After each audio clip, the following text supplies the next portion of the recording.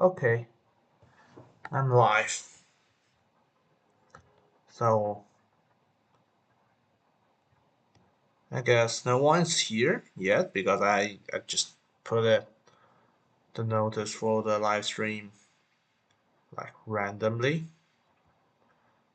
I may not get any viewers, but I put the stream like at this time deliberately so my British and American viewers will be awake.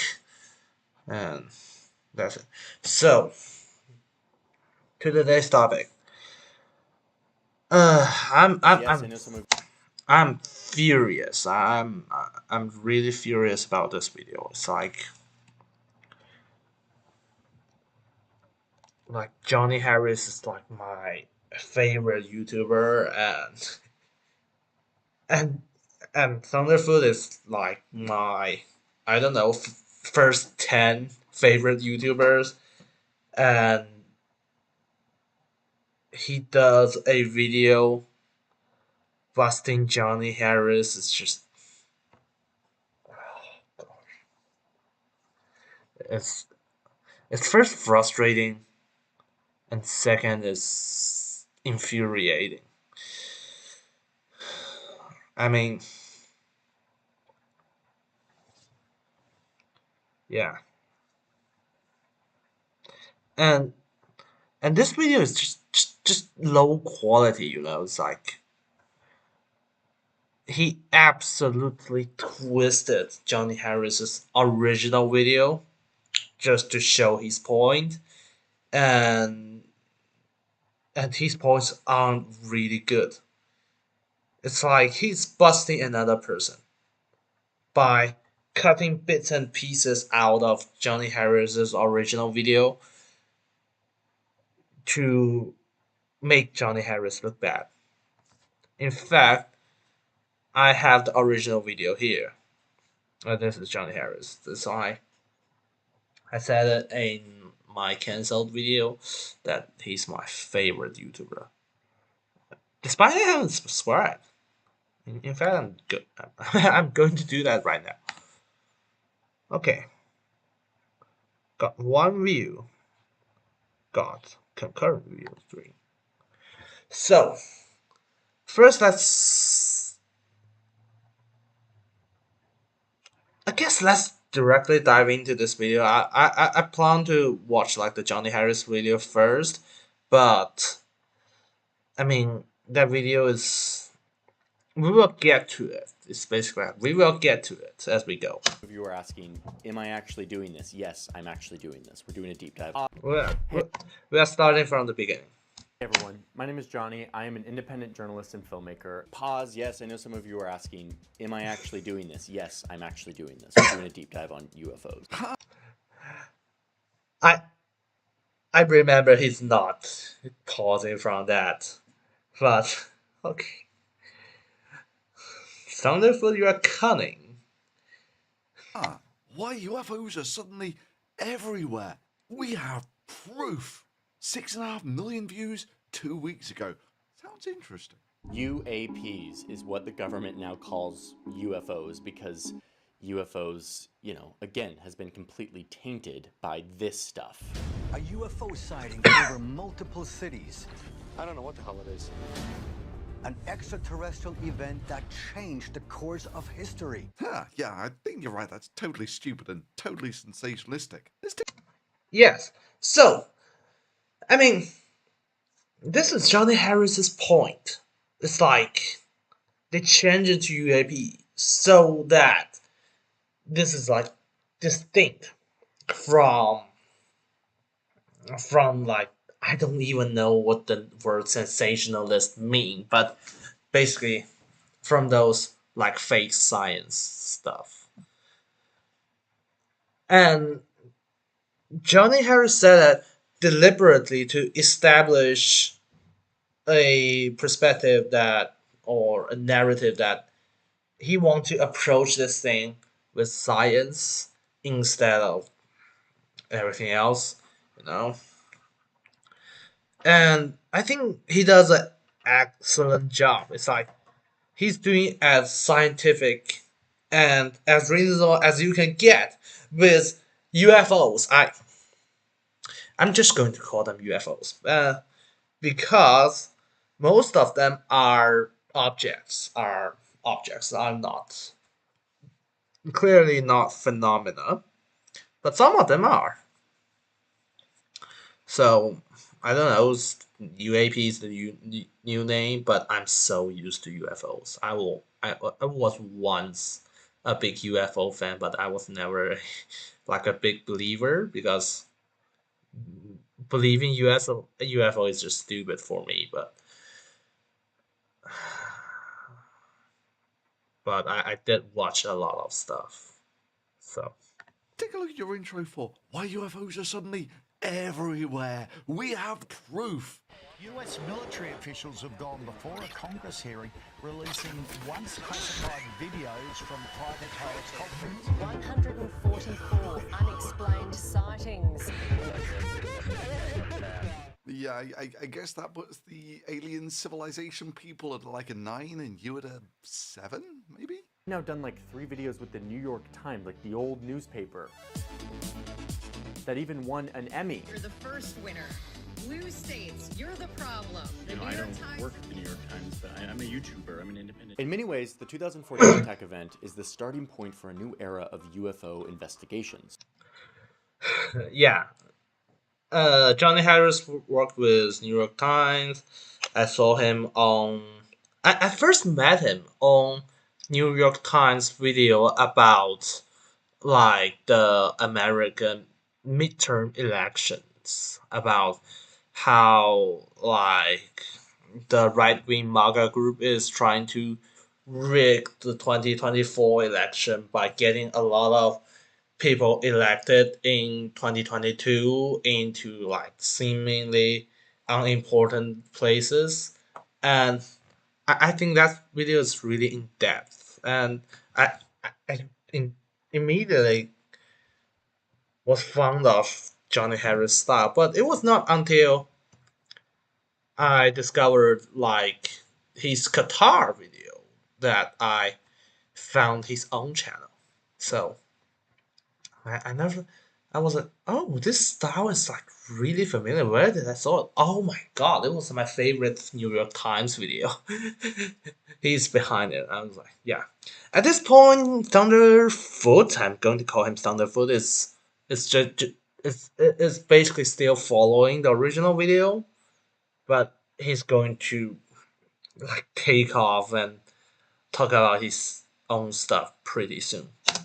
And again, big props to the New York Times. Problem. You know, I don't work at the New York Times, but I'm a YouTuber. I'm an independent. Breaking the news that the Pentagon had been investigating UFOs in secret since at least 2007, as more and more of these unidentified flying objects were being reported. So here he's trying to say that Johnny Harris is like working with New York Times. This is not a big like stretch or something. It's like Johnny Harris. He worked with New York Times. He worked with Vox. I'm actually planning to do his video on semiconductors, and that video is released directly after Vox released their video on exactly the same topic, and the story they tell is it's just overlapping. It's just the same. So it's not a stretch that like Johnny Harris is working with his former employers, people who he worked with, but like Thunderfoot's trying to like undermine him, saying, "Oh, he's getting paid by New York Times to promote them." I was like, "What?" It's like Thunderfoot is trying to prove like a conflict of interest, but I kind of don't get the point here, really. Reported and talked about in the public, the Department of Defense finally assembled an official, unidentified aerial phenomenon task force. Actually, it's more the US government investigates UFOs remedial edition. Something very familiar about all this. You know, for slow learners. You see, back at the height of the Cold War, there was an awful lot of military spending in the US. The US was investigating up to 70 cases of UFO sightings per month. So I don't know like what's remedial edition means. I guess it's like remastering in the game industry. I don't know, but it's like eh, okay. He points out a blind spot that Johnny Harris hasn't pointed out. It's like this is not like the U.S. finally got to do it. It's like the U.S. finally got to do it again. Uh, but I want you to pay attention to the time frame when this is happening. Uh, it's the Cold War, and this will be important to a point that I will talk about later. So just remember that, and remember, Cold War is like a crazy era. It's like the CIA is researching about like telepathy, mind control, like like like crazy people with crazy claims, and the CIA took them as scientific and start researching. And it's the same on the Soviet side.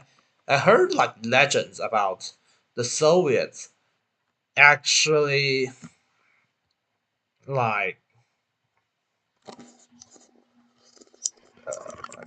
adjust my cameras a little bit.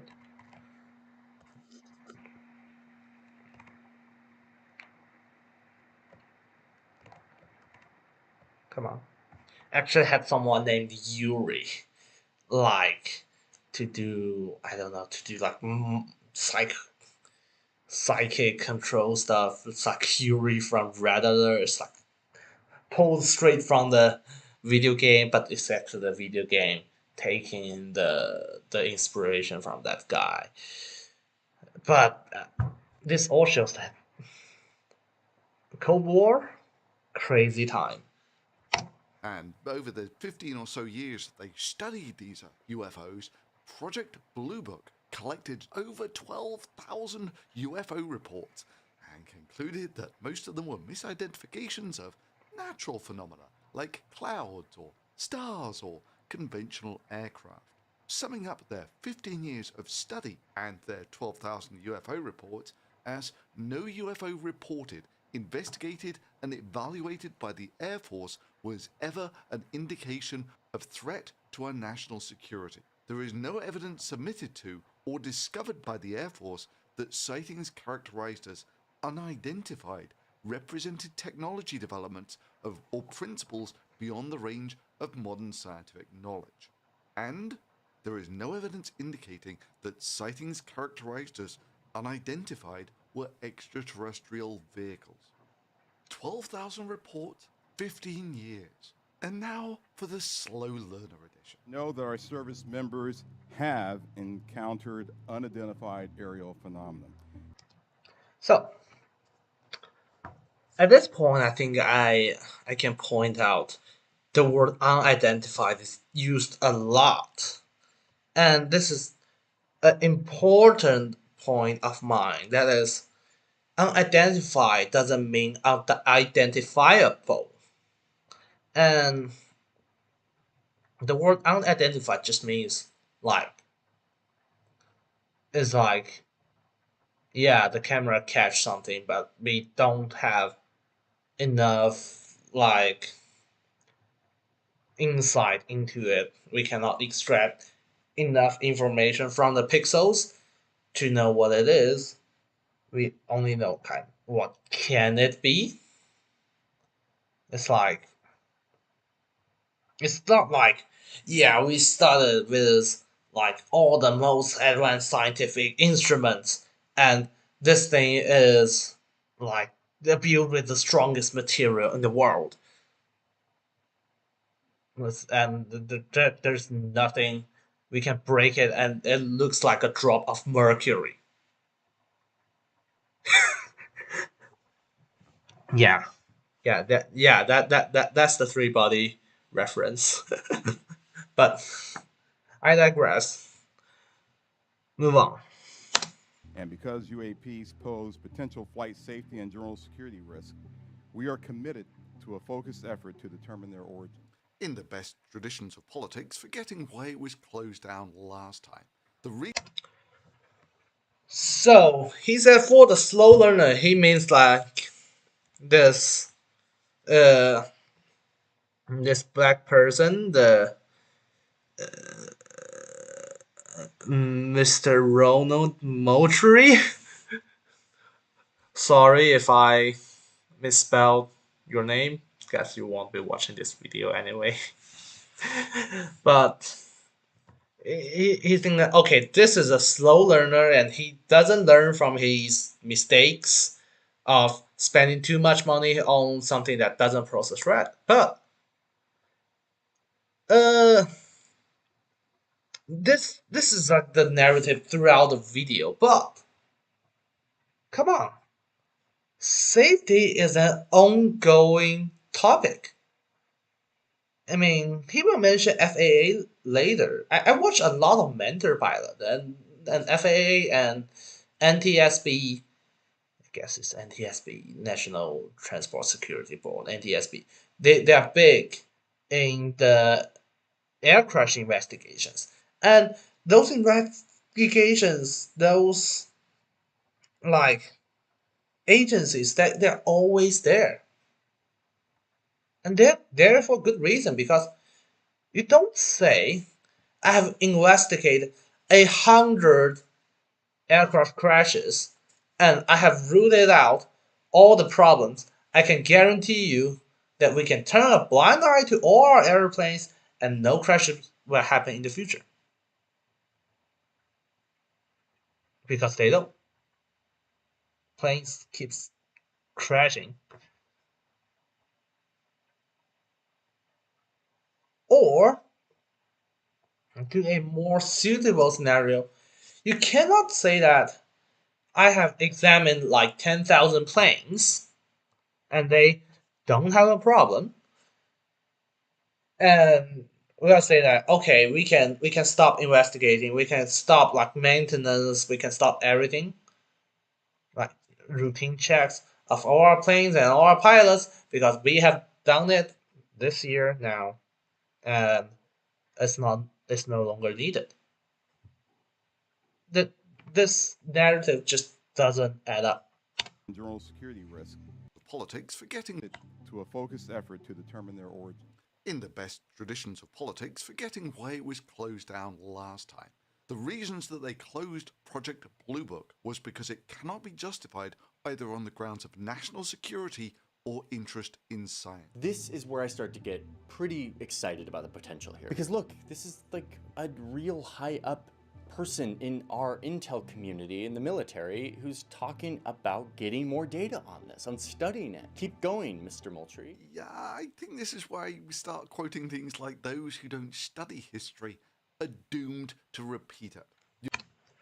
I have 100% confidence that this Mr. Moultrie have studied extensively about Project Blue Book because I think this is essentially what like became his department of, or what was his department did.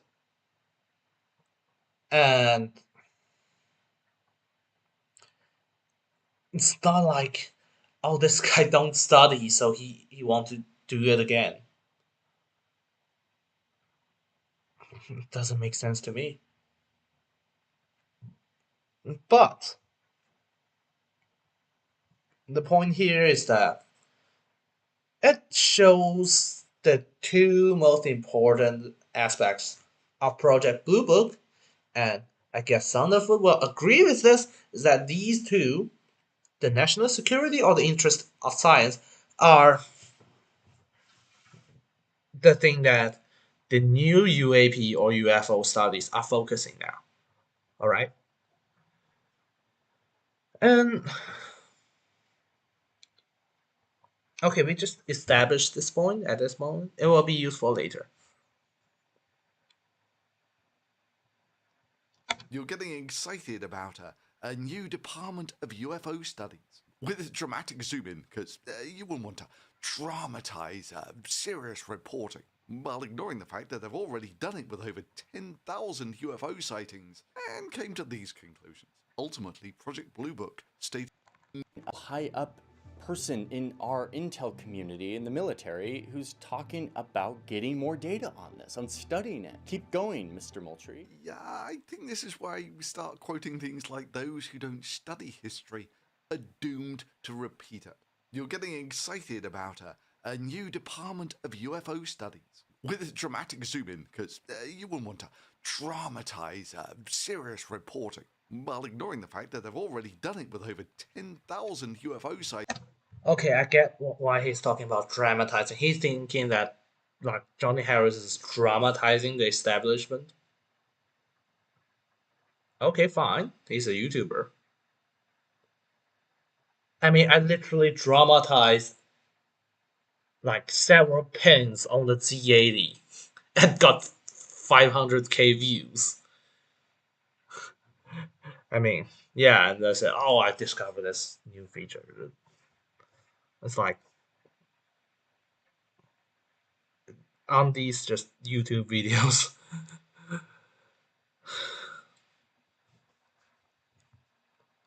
Sightings and came to these conclusions. Ultimately, Project Blue Book stated that UFO sightings were generated as a result of a mild form of mass hysteria. I wonder what that would look like. Like, yeah, I get it. The translucent cube thing is like more tantalizing, but like the fact that these pilots report seeing these UAPs, these UFOs, all the time, day after day, week after week. Nobody's paying attention to this. I mean, this seems like a watershed moment. I mean, we have all this tape of objects defying the known laws of physics right next to U.S. military installations. The military admits it. Why is this not page one news everywhere?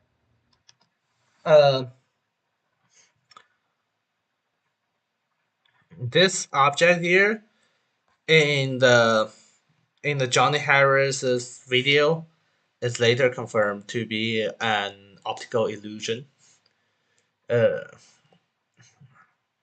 I don't know why it is there, because this seems to be like the center point of like the, I don't know, the sensor array or something.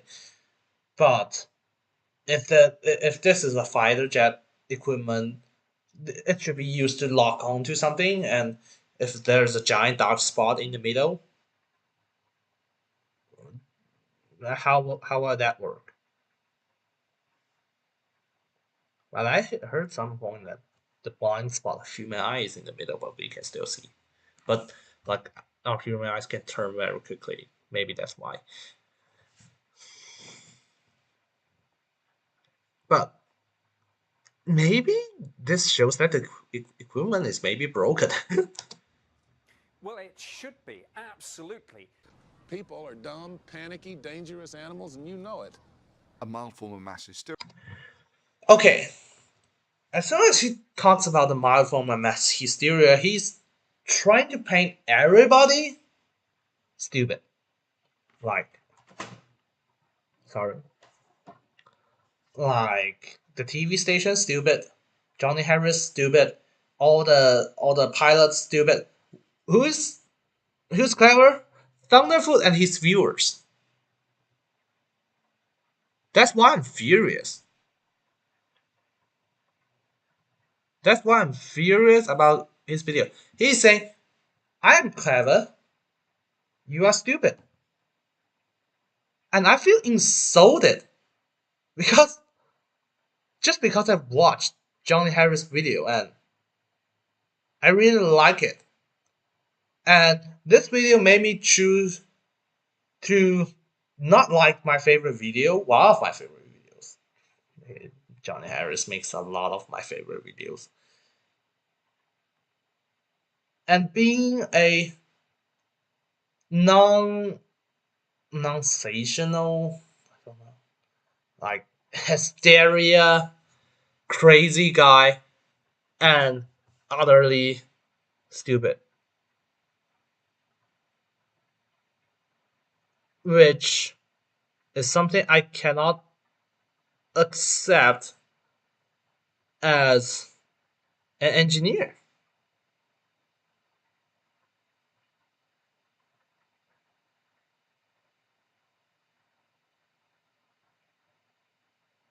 I always think of myself as a reasonable person, and I just cannot accept he painting me in this kind of stupidity in this way. All right, and he is using really stupid method to achieve this. Just watch. Syria, individuals who fabricate reports to perpetrate a hoax or seek publicity. This is a big thing. Like hoax, seek publicity. A lot of UFO sightings are definitely publicity seekers, especially those who do stories about alien abduction, and other stories like that. They are definitely seeking publicity.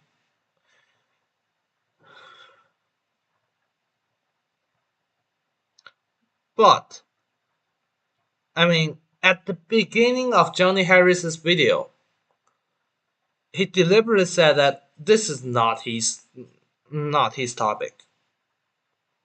He's not talking about these things. So Thunderfoot should not even mention like this part of the conclusion. These are the witnesses of one of America's most unusual UFO encounters in history.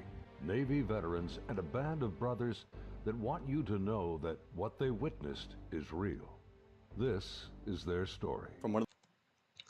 I have high confidence that if these people say that they are like abducted by aliens or have seen like aliens themselves, these are publicity seekers. Because otherwise they wouldn't be like on TV. So yeah. One of the most specialized flight programs in the world. I don't identify as a UFO person. Like, these pilots don't have incentives to make this stuff up. Dumbest reporter ever.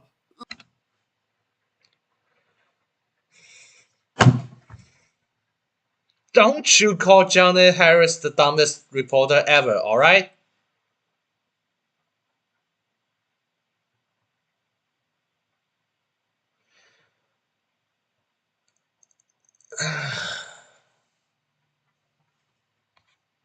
I don't know how to continue this live stream. I mean, my blood pressure just rise when I hear these claims. I mean, his point is simple. If you peel off the claims, the words, the names thrown everywhere, he's just saying that Navy pilots are person. They they they they also can seek fame. They can also be like affected by like the mass hysteria. It's like people are all talking about these like UFO thing, and yeah, we saw that maybe that's a UFO. Uh, okay.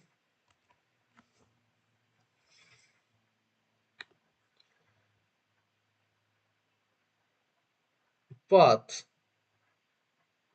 I mean,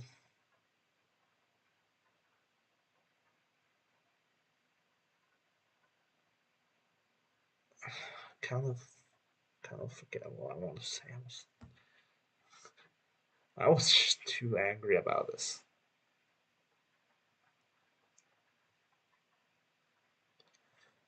But also, the pilots they first have like rigorous like mental tests to keep themselves like flying, because you don't want someone that is like psychopath or like hysteric or like paranoid, like to be flying $1 million killing machine with like missiles on board. So it's highly unlikely that the US Navy have a bunch of crazy pilots. I think that is out of the way. And second, I mean, Navy pilots being fame seekers, like publicity seekers, yeah, okay. I mean, I can see why that has a point, and publicity have been a major driving force in the UFO sightings, fake UFO sightings. Uh,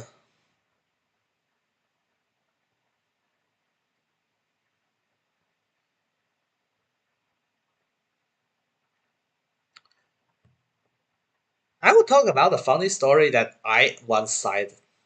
I once saw a UFO, and I will talk about that later. It was an interesting one.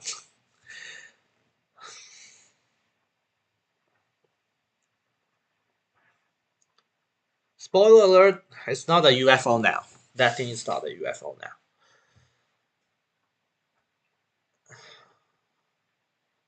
I find myself hard to disprove that this like publicity seeking stuff. Yet I have a way better explanation of why these Navy pilots are seeing UFOs day after day. Like, seriously, you would think she'd be interviewed for Reuters if she was just a regular pilot.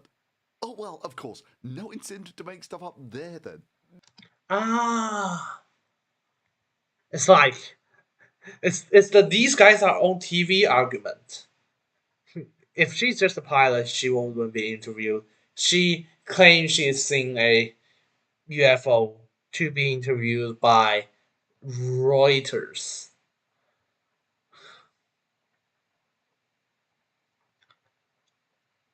But it's 2023. Can't you just make some TikTok videos if you're seeking publicity? I guess there's an okay, like I want to have 1 million followers.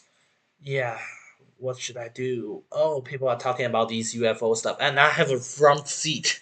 they they virtually have like a front seat in this UFO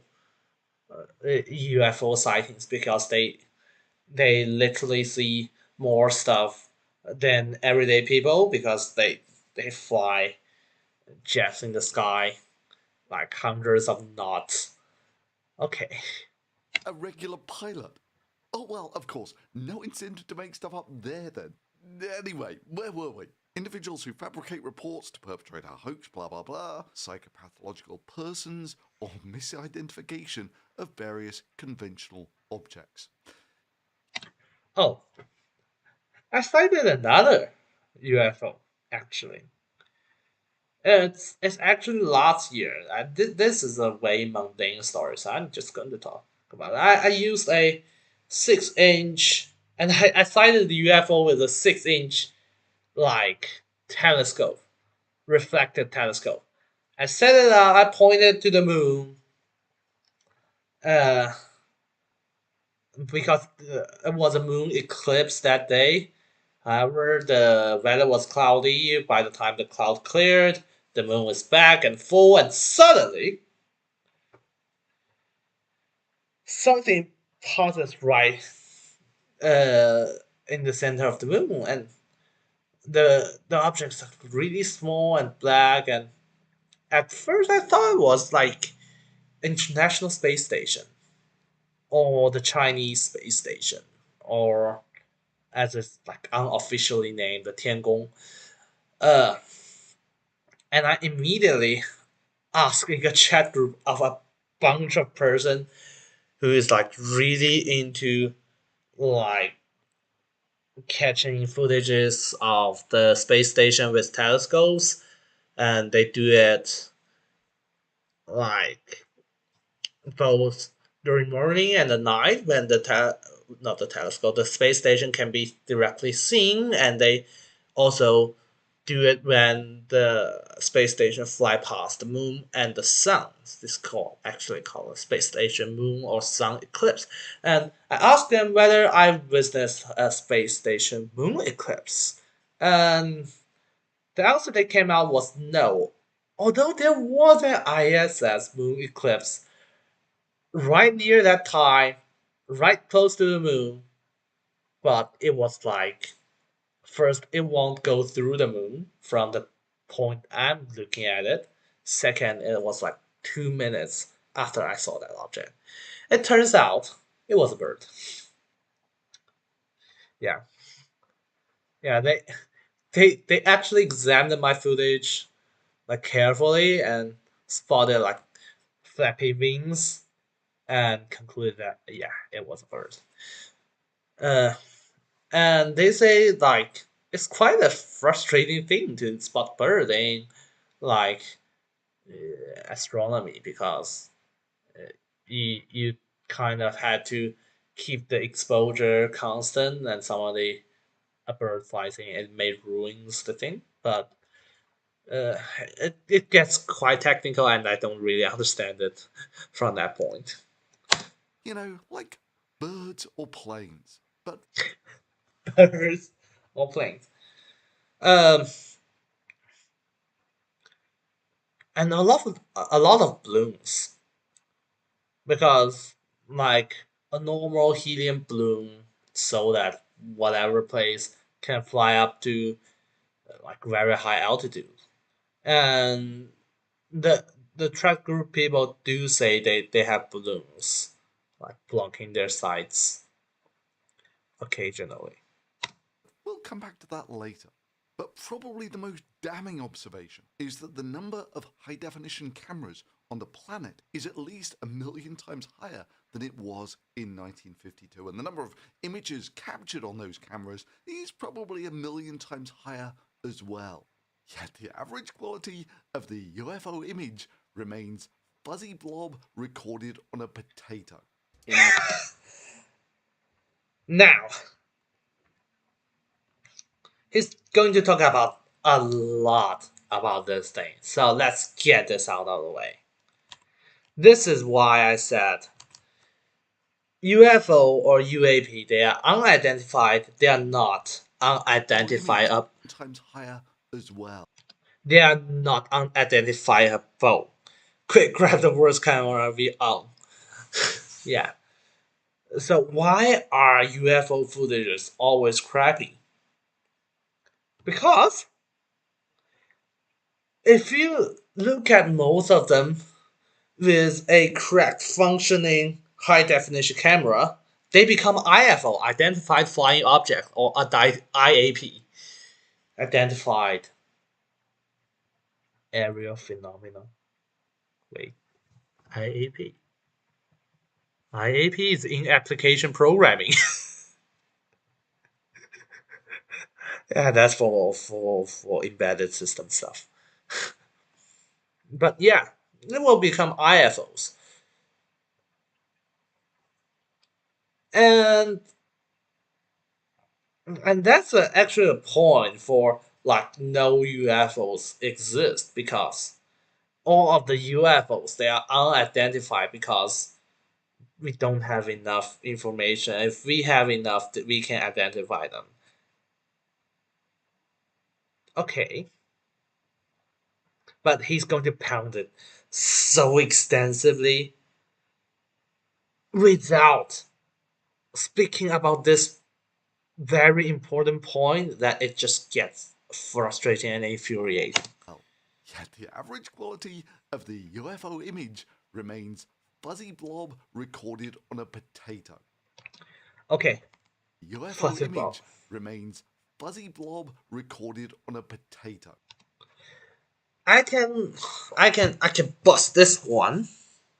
First, this is $700 iPhone. This is 65 million fighter plane.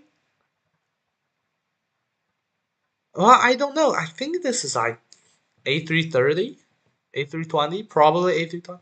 I don't know. I once can like just speed the type of plane by the winglet at the end of the wing. I now cannot. But I guess it's like Airbus will be. Am I actually doing this? Yes, I'm actually doing this. We're doing it. It would be awkward if it turns out to be a Boeing. So maybe it's a Boeing. But anyway, do you know how much the plane actually cost? It doesn't make sense to compare the iPhone to the plane. You should compare the plane to the plane, or you should compare the iPhone to the imaging instrument carried on the fighter jet. That's first. Second, the iPhone is catching images in the visible light spectrum, and this fighter plane and a lot of UFO sightings, I don't know why, but they are infrared images. Infrared have longer wavelengths than visible light, and a theory that I can think of why they are used so much is that the infrared can see through clouds. Maybe. So that the fighter jets can track objects without like just being blocked by a cloud and losing the track. But infrared is pretty bad at giving crisp, sharp images because they have longer wavelengths. So, the fighter jet has a natural physical disadvantage here. Plus, this ride footage is probably taken at a very high zoom ratio. Basically, it's like you zoom in really big, and if the iPhone zoom into like this section of the image, I don't think it will take a better photo or video than the fighter plane. These are just guessing, but I think because these like fighter jet instruments, they are designed to target like enemy aircraft or enemy vessel like kilometers away or even like 100 kilometers away. I don't know how far they can look, but and at the very bottom, it's like this footage is taken like much zoom in than this one. Alright. Get this out of the way, move on. Recorded on a potato. Am I actually doing this? Yes, I'm actually doing this. We're doing a deep dive on UFOs. I'm actually doing this. I'm applying my journalistic lens to a topic. And this is where you think your journalistic skills need to be deployed. Really? Yeah, I think journalist skills can be deployed anywhere. This image, like UFO, it's really a street lamp. This is good. This one's good. Out of the chase. The hill he chooses to die on, his most convincing evidence, which of course has to be set to intriguing music, you know, because serious journalism. One of those unexplained sightings was this one from 2004, the one we started this video on, the Tic Tac incident. Oh, Johnny, did you back the wrong horse? The report often cites lack of good data, and indeed, what we have here is not the best, but we still have 4 sets of eyeballs. That's nothing. Project Blue Book had over 10,000 sets of eyeballs. And I'm sure a lot of it would have sounded really intriguing if you'd have just read out those reports. We have an official Navy report. Like this one submitted to Blue Book, where police officers Dale Spar and Wilbur Neff spotted what they described as a disc-shaped silvery object with bright lights. I have to admit, when watching this part of the video, I was thinking about why he cut a piece of Johnny Harris's video and overlaid his voice on it. And when I watched it for the second time, I realized this is he himself. Oh, not the second.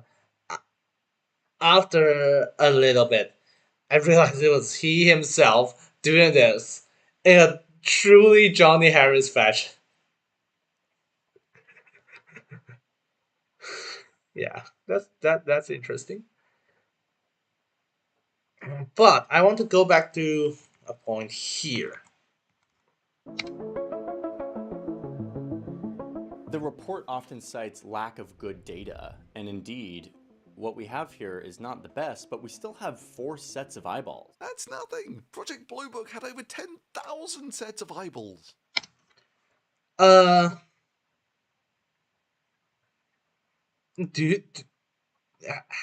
you figured out like the gaping hole in like the whole narrative here? Project Blue Book had 10,000 eyeballs. They're not spotting the same thing. I bet there are multiple instances in the Project Blue Book with like even more people reporting the same thing and turns out to be a coordinated hoax or something. But he's saying that 10,000 people doesn't prove anything, so these 4 people doesn't prove anything. It's like, what? These are 10,000 individual reports. And these are 10,000 different sightings. And it's like more eyeballs than that, maybe because, yeah, as I said, somebody may like coordinate 2 people seeing UFOs. But the comparison is just wrong. Those are 4 people sighting the same object. And they are playing different roles. One is a radar operator and another is a fighter pilot. I don't know what the other dude is doing. And I'm sure a lot of it would have sounded really intriguing if you'd have just read out those reports. We have an official Navy report.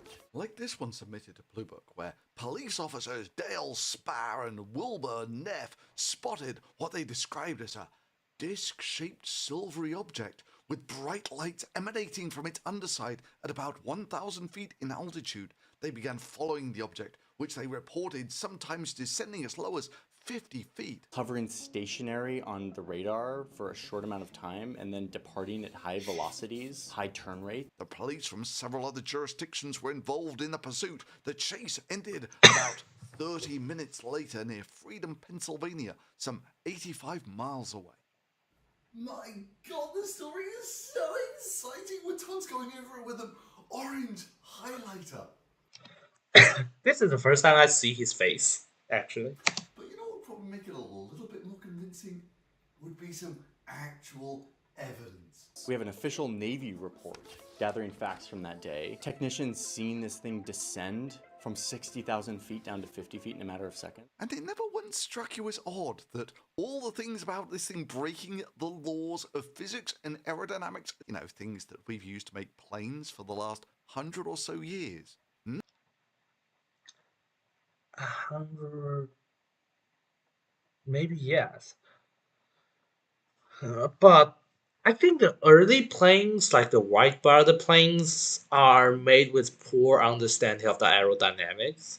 However, you can argue that the theoretical aerodynamics, like Bernoulli equations, the what's that called, the Magnus effects and stuff, they have been studied like before the first plane taking to the sky. So either way, None of that is captured on the actual video, which is why you have little animations like this for the completely absurd claims. I think the video is like that because the evidence they have are radar like logs. If they say that they saw it on radar, like we are talking about warfare in the 21st century, those electronic equipments should be connected to a central logging system, like logging everything they saw. This Tic Tac incident is like 20, not 20, what was 2004. So, so maybe the record got lost, or it was classified, or it's never recorded at that time. But who would shoot a radar screen with a camera? iPhones weren't a thing back then. Cell phones, mobile phones weren't a thing back then. And it would probably break several like security protocols if you just take out your phone and put it against your military equipment. So that's mystery solved. It's not people fabricating these things up. It's that the data is not in a video format. All right. You don't think that was just kind of a little too convenient? Hovering stationary on the radar for a short amount of time and then departing at high velocities, high turn rates. This video, which is kind of uninspiring and grainy and not very long, but still shows us something, with its infrared not capturing any heat signature, any means of propulsion.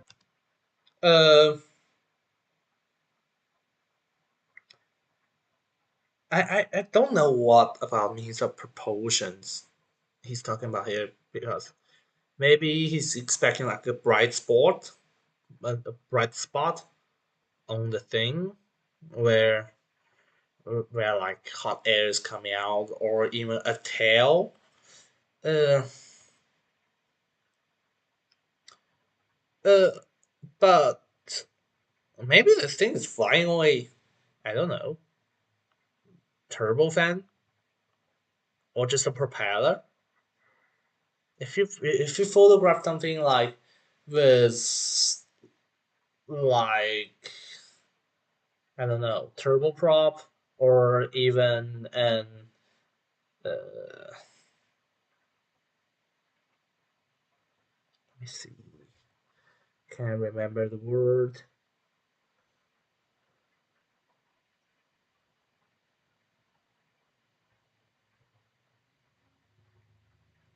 It's like an engine, a traditional piston engine, like driving a propeller. That won't emit much heat.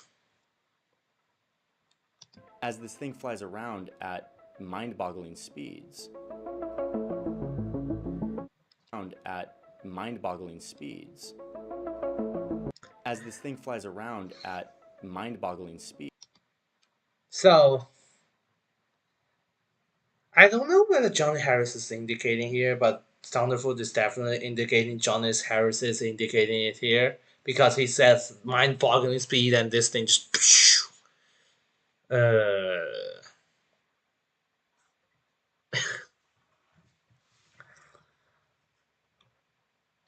I mean, mm, I can say it's not flying that fast, or it didn't need to fly that fast to go out of the view at that fast, because again, very high zoom ratio. So if you lose track of it for a brief period of time, Yeah, yeah, it will seem to zoom off. Yeah, you're an idiot. I mean, let's start with the obvious stuff. I'm not an idiot! Here is a plane recorded in the infrared. Can you tell me where the obvious signs of propulsion are? In fact, could we actually just claim this UFO has no obvious signs of propulsion? Yes. With the infrared footage you are showing, this is a UFO. Because I have no means to identify it as a commercial jet, a fighter jet, a helicopter, or even a drone flying at close range. I mean, this is a heat map. Who knows? And yeah, the commercial. This is probably a commercial jet, and it has a turbofan engine, and the core of that engine is really small comparing to the fan. So the thrust is generated without a lot of heat. So it's reasonable that there is a visible heat trail behind the plane. But there are other UFOs that I've seen from my balcony. I mean, this one was a hypersonic UFO that broke off and launched itself into orbit in a matter of seconds.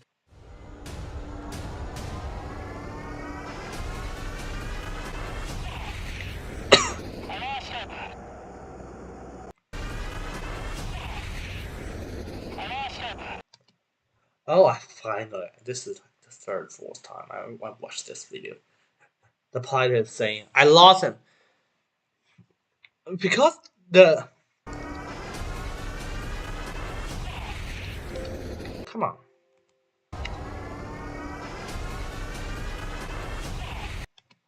Because this thing has kind of like a trail of something. I thought he launched a piece of firework to to get this footage. But it turns out it's not. And because it just disappears, I think okay, just going. He's having a fireworks. It's just pshoo, and at this point, like the firework, like gunpowder thing inside it just runs out. It turns out it's not. Completely violating all the laws of physics, or this strange. But again, that is a UFO. But you cannot claim it's hypersonic because it's a UFO. Set of glowing objects in the sky. All of these, of course, are at least as good, or probably better than all of these. Oh, that music. I still cannot don't know where that music comes from, but it's like the UFO and mysteries like that music.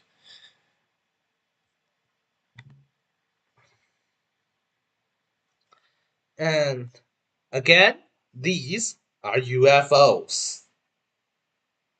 These are really UFOs. And I don't at first glance I don't know what they are because if they are drones, this is like a 5 drone little swarm, and it takes a bit of precise programming to keep them from colliding with each other. So I don't believe he just bought 5 drones to shoot this footage or borrow them and program them to fly. These, of course, are at least as good, or To fly them in a specific way. So yeah, I don't know what they are. So they are UFOs at this point. probably better than all of these declassified Pentagon UFO videos. In reality, of course, this was just an insect flying by, and this was a flock of birds flying by. Meanwhile, in reality, Yeah. of course, a plane flying away from you will look like it's hot in the infrared. Of course, a plane. Yeah, you can see the wings, just like my UFO instead. Flying away probably better than all of these declassified Pentagon UFO videos. But this is wrong. The important thing about these declassified videos is they include the parameters around them showing like the state of the instruments so that they can be further analyzed so that there's a chance for the UFOs to be IFOs. Those footages you give me like that rockety thing zooming past and dots in the sky. There's no way to analyze them. So from an engineering standpoint, these videos with the numbers are much better than those ones out there than those ones you presented, Thunderfoot. In reality, of course, this was just an insect flying by. Okay, it's not a rocket, it's an insect. And this was a flock of birds flying by. Meanwhile, in reality, of course, a plane flying away from you will look like it's hot in the infrared, kind of like this. And rather than it departing at high velocity, what you're actually looking at there is just the tracking camera mount looking at a distant object and just losing its tracking for a split second. So I've done a little augmented reality just to show you what's going on here. So on the top there, you've got the most important bit, which is, is the camera pointing to the left or to the right? There you've got roughly the cockpit, which is the direction the plane is going. It turns out it's not, it's slightly to the left. Don't worry about that too much. But the map that you have here is about real size. So the size of the moon and the size of the field of view of the camera is about right. So when he zooms in, a factor of 2. Now, let's go back. Okay, I cannot find to the iPhone image, and imagine the moon in that footage, and imagine you get half the field zooming in to a field of view around the size of the moon. How good a footage that iPhone will get. I guarantee you it will be worse than this. And he points out that narrow FOV, and I guess he knows the significance of those numbers. He just doesn't say it. Field of view. And when he zooms out, then you get about twice the field of view. So at the moment, he's got about 3/4 of a degree of field of view. So you can see the size of the object relative to the moon. Now, the top camera assumes that the pod is tracking perfectly, and the bottom one assumes that the object stays in the middle of the field of view. So about now, when there's a little spasm, you get some idea of, just how little the pod had to twitch in order to keep the tracking. So that's when it almost loses the tracking on the object for the first time. Now, towards the end, what you'll see is he drops out to a wide field of view, then zooms straight back in, which is where the video cuts off. But what I want you to do is pay attention to the bottom video, which assumes that the camera. Pay attention to the bottom video, which assumes that the camera pod just stops moving, and you see that the object just moves out of the field of view as would be expected. So all of the eyewitness accounts say it had no engines and no signs of propulsion. Can you talk us through the technology that you witnessed? If you can imagine a 47-foot-long Tic Tac, they didn't have any wings, they didn't have any propulsion system. Whereas the infrared shows it's clearly hot, kind of like plane engines or something. A lot of things can be hot. I mean, it can be a plane. It can be maybe a balloon, and it's just hot because the sun shines on it.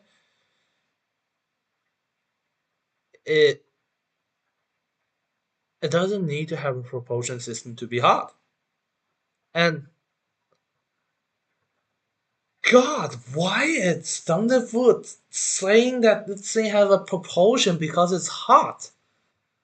Everything above absolute zero emits infrared signal. Don't he know that?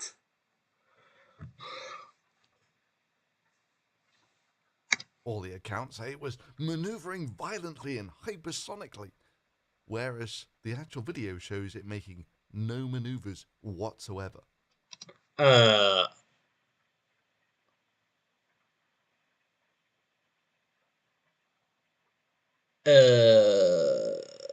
What? Did he just first assume the object is moving in a straight line, then use that as a proof that the object isn't maneuvering? He claimed himself to have a scientific approach, but this is the junior high school, middle school mistake, or even primary school mistake. Is that okay? It's like I fixed my reference frame on this object, and look, it's stationary. Yeah, it's stationary. Yeah. What? And the plane, far from chasing down anything, is in straight level flight the whole time. Weirdest thing I've ever seen in my life. I chased a UFO. And only at the very end is there a slight twitch in the camera mount. Straight level flight. The problem is the camera is pointing. Is it pointing like dead straight from the plane? If it is, the plane is tracing the object. But I guess it's not like actively tracing because the aeroplanes aren't in the sky for UFOs. They have patrol missions. They have like training missions. They have all kinds of missions. And without permission from like a senior personnel, the pilot cannot just change trajectory to follow that. I think that explains why the plane isn't like turning so that it always faces the object. But it may be okay. He's in my patrol route. I'm going there to get closer, and the pilot can say, "Okay, I chased an UFO." It's not that far fetched. So the tic tac apparently sometimes it just hovers there static, and then occasionally, wow, it just zoomed off to one side. Did you see it move? And now it's transformed into some sort of blobby thing, and then it's hovering again. And oh no, hang on, wait, it's a plane. Into land. And you know, I really want to see what that plane is, and what like airline it is, just because I'm a giant aviation fan, but I can't. So this is the digital stabilization, which is pretty good. I'm actually moving the camera around quite a lot, and you can see the vignetting coming in there, right? But occasionally the vignetting, yeah, if I zoom out, you won't get the vignetting anywhere near as much, and the digital stabilization will work quite well. But yeah, that's not actually the object moving there. The object is a plane coming in to land. The plane flew backwards. Planes can't fly backwards like that. The object is a plane coming in to land. The object is a plane coming in to land. I think that's a UK flag at the tail there, so this may be a British Airlines. The plane like flew backwards. British Airways. Planes can't fly backwards like that. It broke all the laws of physics.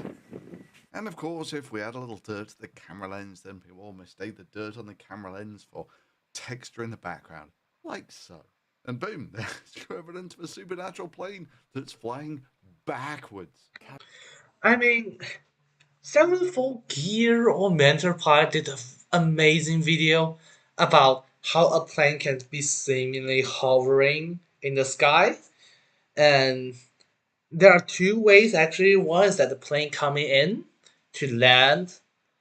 If you look at it from the front, the plane will be like flying straight into into your face, and it doesn't seem to get bigger very fast because the plane is big and it's far.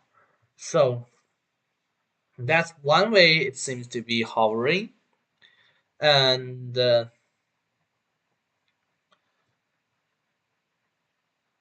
and the other is that the plane is above some like clear reference object, and that one's more tricky. It takes me like 5 to 10 minutes to finally see, okay, that thing's moving. And the way to spot that is that you need to watch that video. It's about why plane seems to be hovering, I guess, something like that. There are a lot of things. It's basically optical parallax, and your brain kind of try to find a reference object, and the plane just seem to be like hovering about that object. The dead giveaway in all those videos that if the plane is like hovering above there, it will be much smaller and much closer than you would expect. And you would soon realize, okay, if that plane is really hovering there, there's no way that 100 people can sit in it. And that's how I see through those videos. Capturing any heat signature, any means of propulsion, as this thing flies around. And he just keeps pounding the tic tac bit of Johnny Harris's video. At mind-boggling speeds. Better stories, completely new and fresh formats, and to cover more topics with a further degree of rigor and factual accuracy. Yep. I have never watched that Johnny Harris video of him sitting like in front of 1,000 drawers, like in a workshop or something. I don't remember seeing that. Cover more topics with a further degree of rigor and factual accuracy. Yep, that was it. That was his most compelling case for there is something strange in the skies that nobody can explain.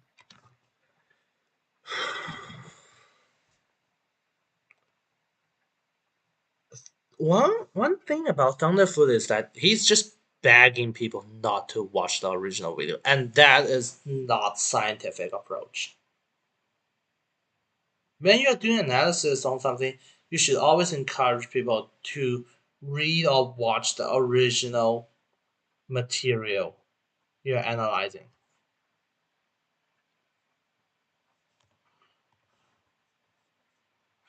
Johnny Harris isn't using the tic tac as an evidence. Oh, by the way, we just talked about the plane.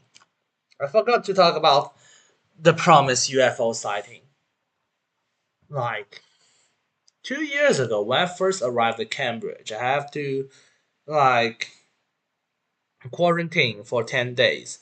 And when I was in my room, I was like sleeping, and the bed is like directly against the window. So in the middle of the night, I suddenly woke up and I saw a bright white spot outside the window, and it's moving. And it's moving. It's like slowly moving. It's too fast for a star or a planet. So I took out my phone and it stopped.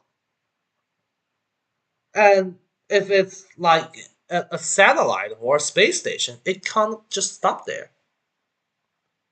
It must be a star or something. It just stopped. And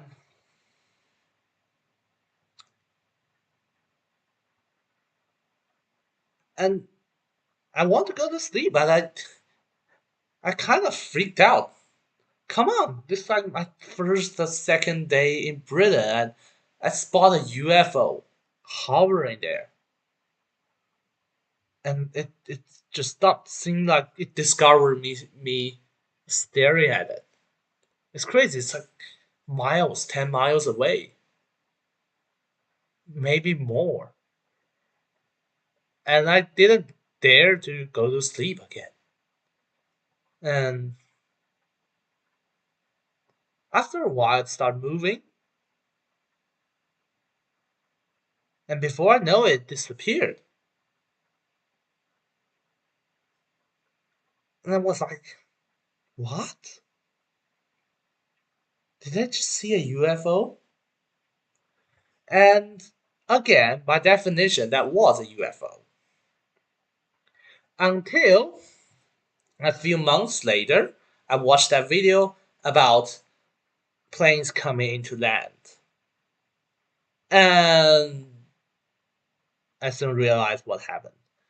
That white light is a plane's landing light. Or I guess it's a plane's landing light because it's not flashing. So it's a plane like turning towards me and flew like for some time and turning away, maybe to line up with the runway. And because as the plane flies directly towards me, the light is not moving, so it seems to be hovering. And as it turns away, the light does not face me anymore, so it disappears. So it's now an IFO. It's an identified flying object. It's a plane. Maybe like a commercial jet, or maybe like a smaller plane. We have like small planes flying around every day in Cambridge. There's like a general aviation, like airfield somewhere around here. But I didn't hear any like engine or propeller sound. So it may be, it's probably a big commercial jet far away. That aside, there's still no satisfying theories that I could find that explain the 2004 Tic Tac case. Could be Russia or Chinese secret drones, or even experimental aircraft that we ourselves have been developing. But let's just say he's not exactly unique in his inability to identify really, really mundane stuff. The fact that we have military personnel that witnessed multiple objects and inability. Okay, this is another thing that really frustrates me about this video. He's trying to say that this thing is just really mundane stuff, and every people saying it's a UFO is just unable to identify it. He said this, but without realizing that if the Tic Tac is a plane,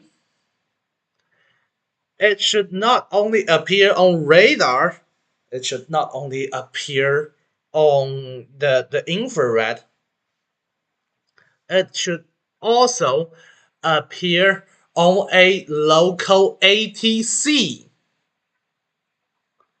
The plane should have its transponder on.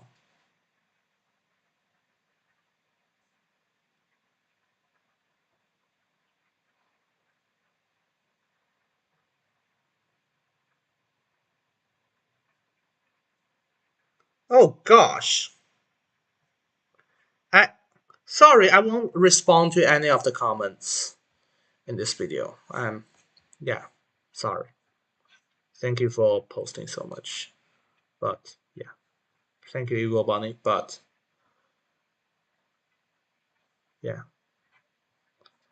a Trinesian balloon. Interesting. But it's like a lot of things Johnny Harris is saying isn't that okay, this is a UFO because it's footages. He's saying that this is UFO because like the military, the navy, the whatever is saying that.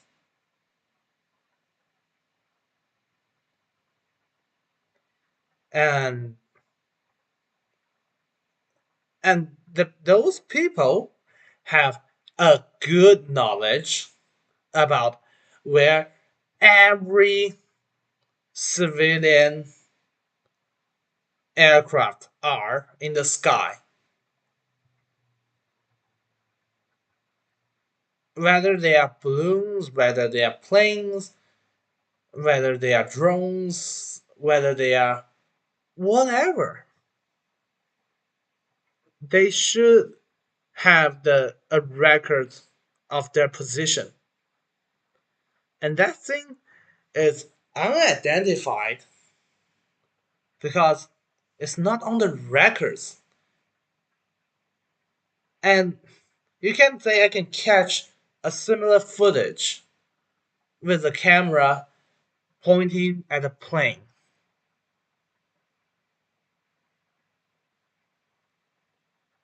And say, yeah, this footage must be the UFO footage must be a camera pointing at a plane. Because this plane has records. And if you are like really a military official, you'd be pointing a camera at there and say, this is a plane, its number is whatever, it's flying from whatever to wherever, it's identified, move on. To identify really, really mundane stuff. The fact that we have military personnel that witnessed multiple objects, and not only were they eyewitnesses personally, but we have it on official DoD video, it doesn't get better than that. And the 2004 Nimitz incident is the best evidence we have to begin to answer that question. Look at this. It's incredible. It is absolutely... There it goes. Look at that.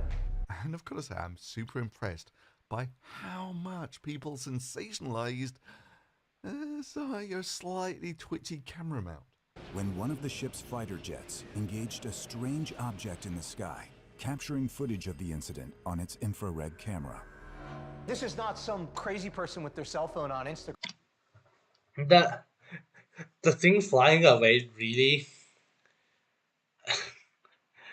it's really deceiving because it's really easy to think that this thing is just stopping there and boom, it just flies away super fast.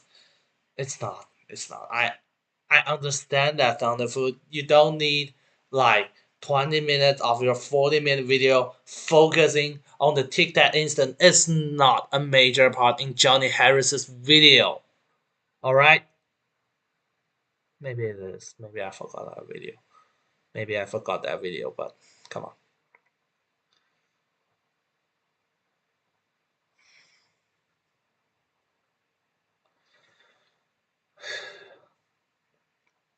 I've worked with someone and I actually get involved in the development of a really simple and stupid tracking algorithm written in Python. Sorry, I hope you won't be watching this video. Yeah. That algorithm is used to both track the space station in the sky and a launching rocket. I and he attempted twice at tracking a launching Long March 5. Yes, the Long March 5 from the Wenchang satellite launch complex, launch facility or something. They are like modules for the Chinese space station. And to a very degree of success.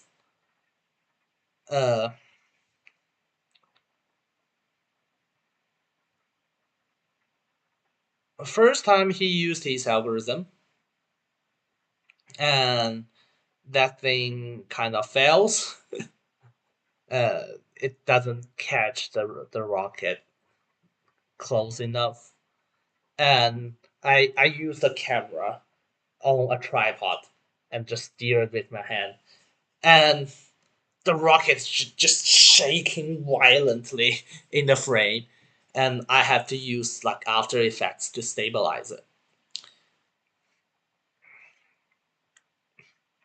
Luckily, I got the booster like separation, so I got quite good footage on that rocket launch. Uh, the next time he improved his algorithm and he got absolutely fascinating footage of that launch. But somehow I set my like infrared tracking camera parameters wrong, and the whole image just got overexposed, and and and my like telescope lost track like almost as soon as the rocket launched. So my second attempt was a failure. But these two trials give me a clear image of uh, uh, a tracking and a lost track is that when I lost track of that rocket with my handheld camera, it just flew out of the frame just like that, and I was not able to recover it. And and so does his. When his algorithm cannot get when the rocket got so faint in the frame that his algorithm cannot identify it, it was virtually the same thing that happened. The rocket just flies out of frame at very high speed. And the moment I saw that, I realized this is tracking, and that's a lost track. Right? This is a $15 billion aircraft carrier with its radar systems. Yeah, let me just read a little more on why Blue Book was closed down. The basic attitude and approach within Blue Book is illogical and unscientific. I don't see the link. Why is like illogical and unscientific related to like the people observing the object with a $15 billion aircraft carrier instrument? That seems very logical and non-scientific to me, and those follows a lot of very logically written military protocols of how to observe and engage a potentially hostile airborne object. It would be like believing that you can get hundreds of encounters with UFOs by fighter pilots where they're seeing them on a daily basis. To me, what's actually more compelling about Okay, so he's saying that okay, using fighter pilots to spot like UFOs hundreds of times on a daily basis is unscientific. It's not like people send out fighter pilots to like catch the UFOs. The fighter pilots they got airborne with various missions, patrols, training, like testing new instrument, new weapon system, whatever. And those are logical and scientific missions. And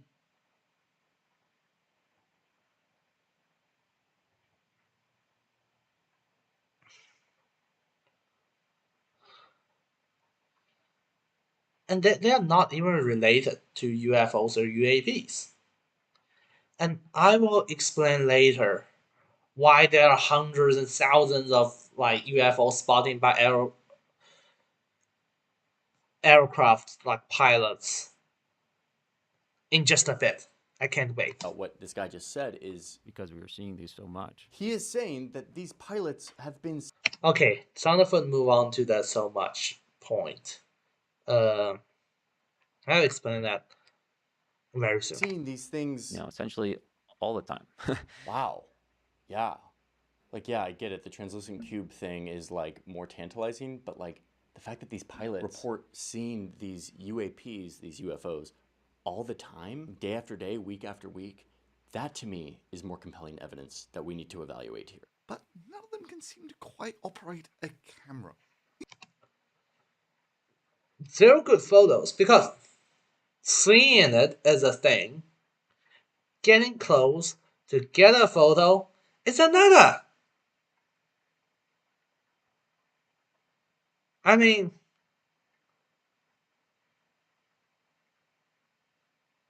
the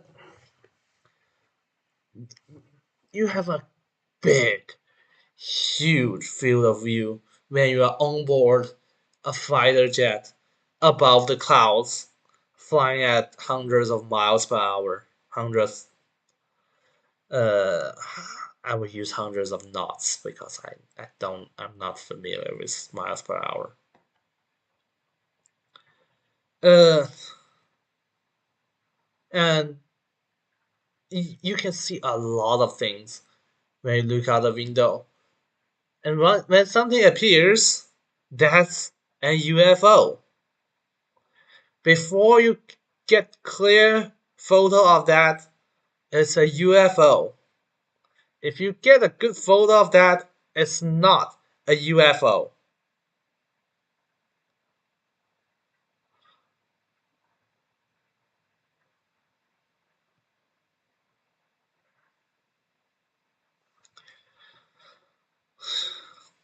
So he's saying that, okay, these pilots aren't seeing those day after day. They're just making it up for publicity. No, they're seeing it day after day, week after week.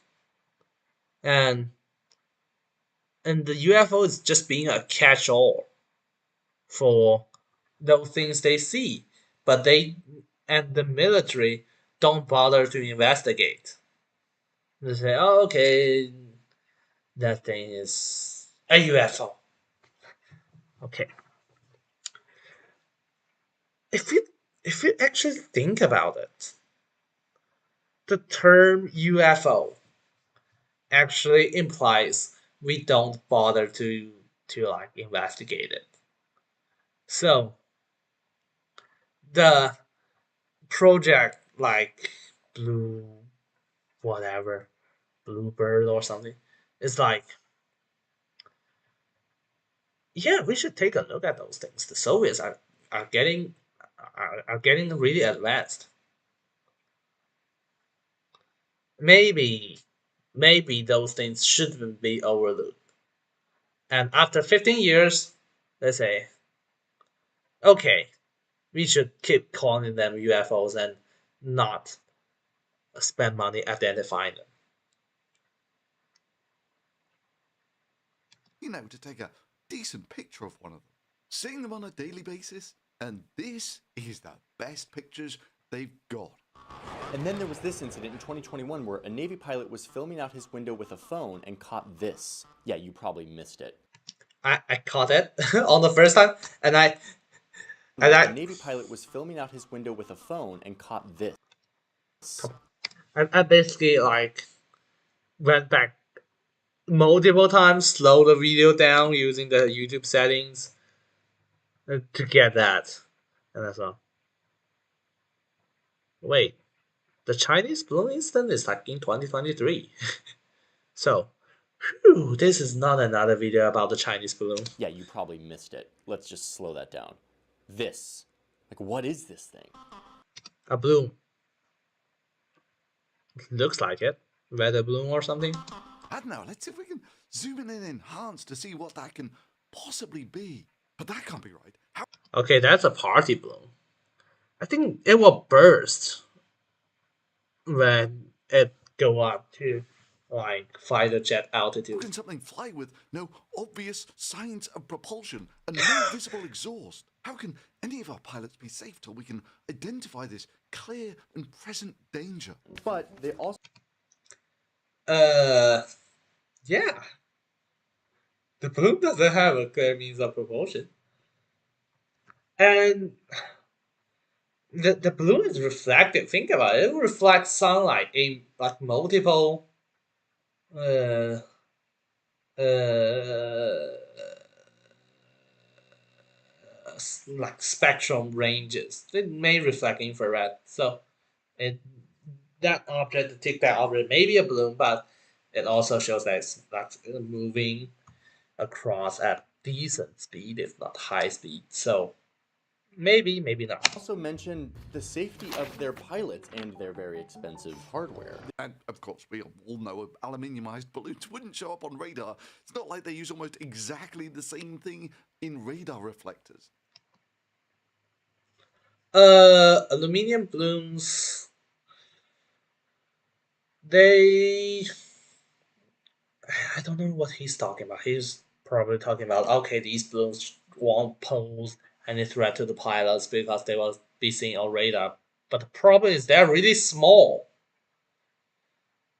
Their radar cross section, although they are aluminium, is not as big as a plane. So maybe they can pose a threat, but I I generally don't believe it because like $1 million fighter jet versus a balloon head-on crash. I guess the jet will win. uh,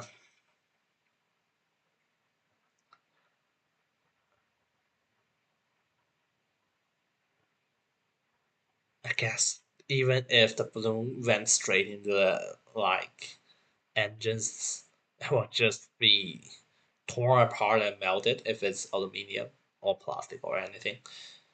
Uh, but balloons are a threat to pilots, and like balloons are used extensively, uh, I believe, in World War II to prevent like air raids, air bombing. Like they kind of fly those balloons at giant obstacles there with like strings attached to them, so that the pilots like cannot fly low. Otherwise, they risk like their planes being cut by the strings or the plane crashing into the balloon or something. So it's a kind of useful tactic against and cheap against planes. And those things show that balloons can pose a threat to airplanes. You know, like the cubes frequently used to track high altitude balloons. Apex or the corners of that cube, best he could tell, were touching that inside of that sphere. Wait, hold on, did you catch that? Not the weird cube inside of a translucent sphere, whatever. These videos and images were shot by Navy pilots. So Thunderfoot is just cutting this bit out of Johnny Harris' video saying, "Oh, the cube inside of a sphere thing is a balloon." Uh, but the radar reflector isn't mounted like inside of the balloon. I guess you can do it, but a big thing about balloons is that they can be deflated if you mount like the giant reflector in the middle of it. How are you going to deflate it? It's not good for transportation. Pilots who are on duty and have confirmed to be authentic by the United States government. What are we observing? What you see here is aircraft that is. This is not a part of Johnny Harris's video. Again, Johnny Harris is just saying, okay, they are confirmed by U.S. officials. They're not saying that, yeah, they are true. It can be a fact that they are untrue but confirmed. And Johnny Harris is just saying that. Operating in a U.S. Navy training range that has observed spherical object. Oh, he said it's a training range. So they are airborne not to catch like the UFO. They're airborne to train. In that area, and as they fly by it, they take a video. You see it looks reflective in this video, somewhat reflective, and it quickly passes by the cockpit of the aircraft. And is this one of the phenomena that we can't explain? I do not have an explanation for what this specific object is. But in this case, we have at least that. For the first Hopefully that's not the Chinese bloom. time in more than half a century, a House panel is holding a public hearing on mysterious flying objects, popularly known as UFOs. Yeah, hundreds of UFO encounters, and this is the best picture they got. Oh no, sorry, they got this one too. If only I were a professional, award-winning journalist so I could apply my journalistic lens to how improbable it is that you would get the odd escaped party balloon downwind of, say, some... Okay, is this a party balloon? I think it's an airship. It seems like have fins and everything in it. But I've never seen airships like so reflective. major East Coast population centers. He told us his F-18 squadron began seeing UAPs hovering over restricted airspace southeast of Virginia Beach in 2014. Oh, sorry. They managed to get these amazing pictures of them with the world's most sophisticated aircraft in the world's top military. Every day for at least a couple of years. Wait a minute, every day for a couple of years? The Times reporting also revealed that there were other videos. The next year, in the same area, a Navy pilot captured a small round object traveling at what looks like very high speeds over the water. Yeah, it's a duck or a balloon or something. It's certainly nothing of any interest or value. And the apparent movement is because of... Guardian became the very evil he had wished to destroy. He became Parallax. Tell the Guardians it's Parallax. Now, I know what a lot of the UFO people out... Yeah, this one's good. This one's good. Parallax. They will be saying right now. But wait, these were professional pilots. These videos and images were shot by Navy pilots who were on duty and have confirmed to be authentic by the United States government. Second Lieutenant Jake Jensen, West Point, graduate with honors. We're here because you're looking for the best of the best of the best, sir. The best of what America has to offer. They're not going to misidentify a bird as a hypersonic vehicle. Yeah, tell me how my analysis from years ago has aged, Johnny. You know.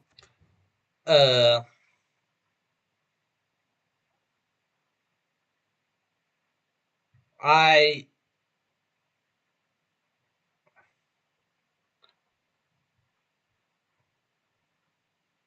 just don't know why he says this is a hypersonic vehicle, because it is later in the Johnny Harris's video. Johnny Harris said that this object is moving at slow speed. Plus, if it's really hypersonic, it seems to be below the plane, because you can see like the sea or the terrain like below it. If it's at hypersonic speed, you wouldn't even see the things moving. It would be a giant blurry mess. So what I perceive of this thing is like it may be some kind of drone or cruise missile gliding really close to water, and it's being tracked by an airplane.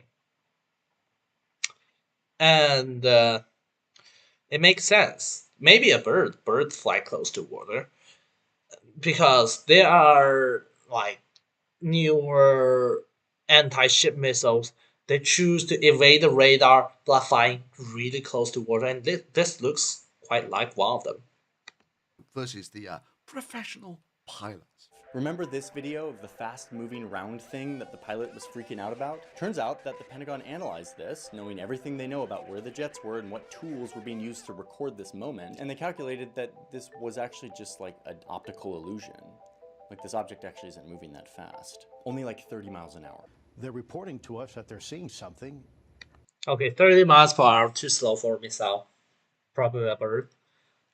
that they can't explain, and it's also being backed up by the video evidence. Luis Elizondo is the former director of a Pentagon program that investigated UAPs, and he's been pushing. I feel obligated to just check in and make sure we're all on the same page. By the way, he quoted the part of Johnny Harris' video to support his own point. He's just using everything. He's just using footages that he wants to bust to support the point that the pilots made a mistake. Okay, first, we know it is a fact that the US government has observed stuff in the air that they can't explain. This is a clip. I want to put it at the end of the video, but I'm just saying now. It's not they can't explain. It's they don't have good data to explain. It's not unidentifiable flying object or unidentifiable aero phenomenon. It is unidentified.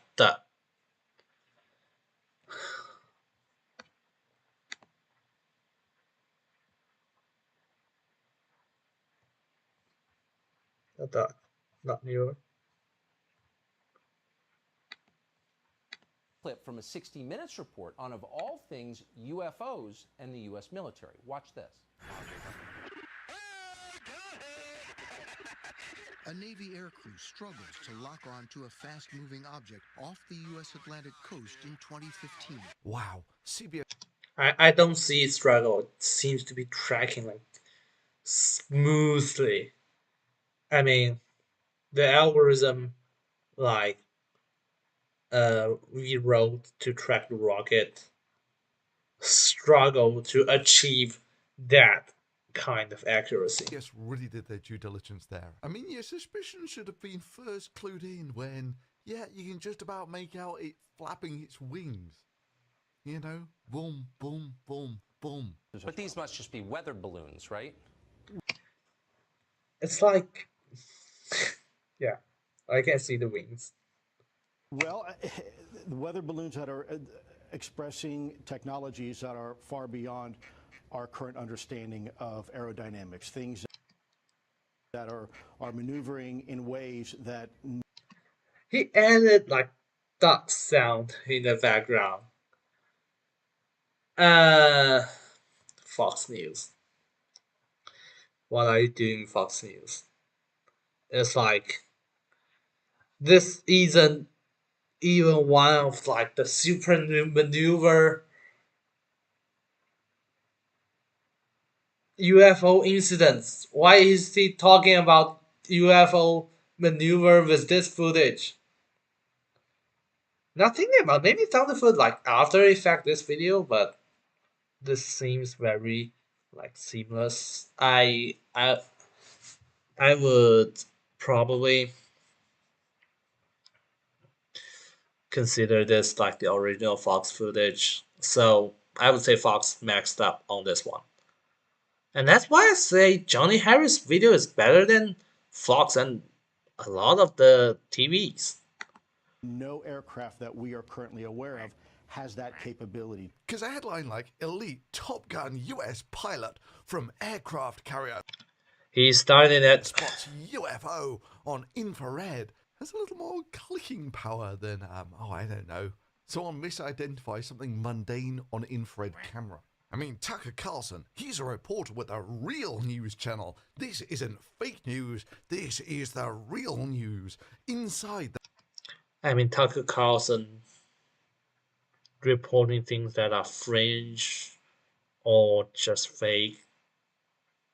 Not a new thing, really. The Navy's 2015 hot take of the day, probably. Encounter with a UFO. 1 million views 2 years ago. UFO footage released by Pentagon. Raw video 5 days ago. 2 million hits. It's just funny to me that like this video like takes 2 years to accumulate 1 million views, and this video doubles that in just 5 days, and those are both released by like Fox News. Yeah, it's just funny. Raw video 5 days ago. 2 million hits. And that would include this video. It shows two Navy pilots encountering something bizarre off the east coast of the United States. Okay, these are guys who fly for a living, who know what other airplanes look like, including those maintained by foreign governments, and they're totally shocked by this. This is one among many incidents like it. A mild form of mass hysteria. Yeah. I wonder what... Yeah, he's playing the hysteria card. Come on, those pilots. If they made a mistake, that's an honest one. It's not the pilots are hysteria, all right? That would look like. We are now witnessing a tipping point. Fox News on Area 51. Fox is just fueling people like Thunderfoot. You see, the burden of proof used to be on the believers to prove that UFOs are real.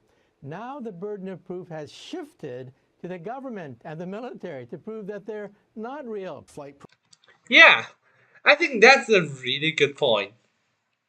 The shift of a burden is just a real thing, and that's an indication of how widespread these things have come. Performance characteristics. The former director of a Pentagon program that investigated UAPs. It's potentially like one of the biggest stories of my lifetime, and I don't care if it's about UFOs or whatever you call it. Something that we don't understand is getting very close to our military aircraft, and the government isn't responding adequately, and I hope you keep sounding the alarm on this. I think the point is just our government is not responding at it.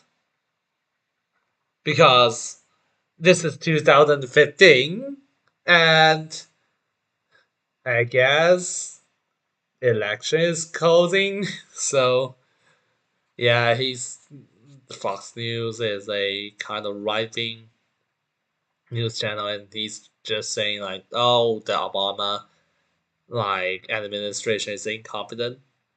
Yeah, I would agree. I would accept that explanation. Close to our military aircraft, and the government isn't responding adequately, and I hope you keep sounding the alarm on this. Damn, what a gullible breed. But the evidence is overwhelming. We have all this information from U.S. Navy pilots. We now have metrics. We can actually measure how fast they travel, how high they are. But remember, this is Fox News. This is Fox News.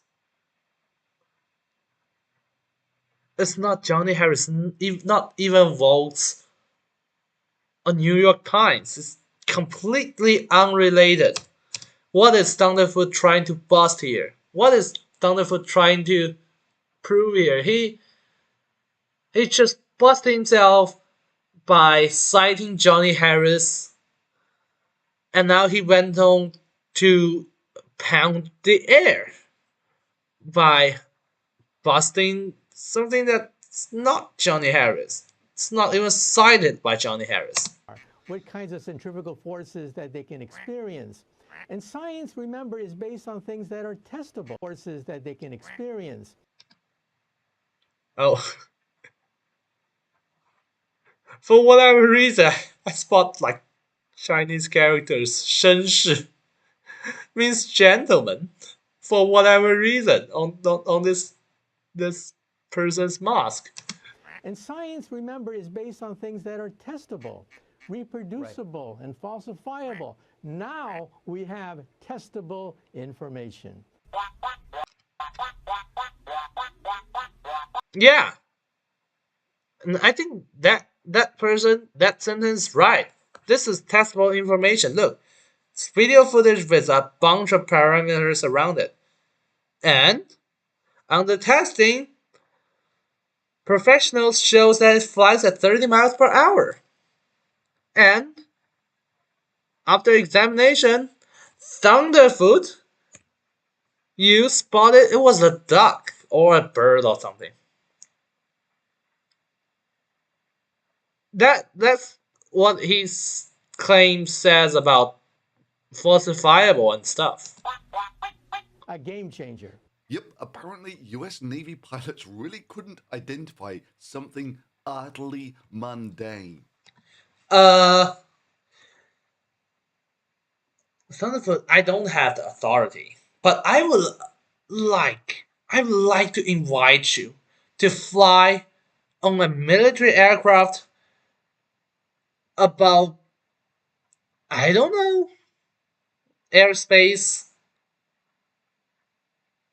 I mean, this may be like the training zone, maybe it's like US airspace for training, but it may be somewhere else on the international waters. And you need to be on alert about like hostile approaches, hostile objects approaching you. And you need to also focus on your main mission, and you have 1,000 instruments to look at just to keep the thing flying. And now try to focus on an image that's maybe not even like very big, and you certainly cannot like zoom in with, I don't know, video effects that you are using to show us it's a duck. And now you try to identify it as a mundane object. It's not native pilots, it's you cheating by zooming in after the video is recorded. And the recording of video is just the argument why there needs to be this UAP program. And all of those people working on the basis that these were trained observers, and so it must be something special if they couldn't recognize. No, they are not saying that. They are saying that these are trained observers, but we cannot replay what their eyes see, so we need cameras. That's what they are saying. Who do I trust? A wing commander who has nothing to gain from this? Or you?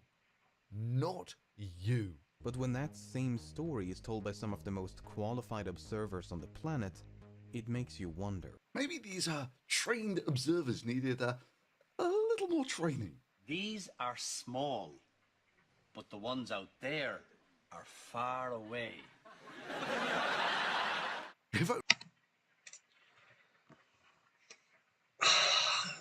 Thunderfoot just keeps cutting to those comedies so that he make these people seem stupid. They aren't. Alright.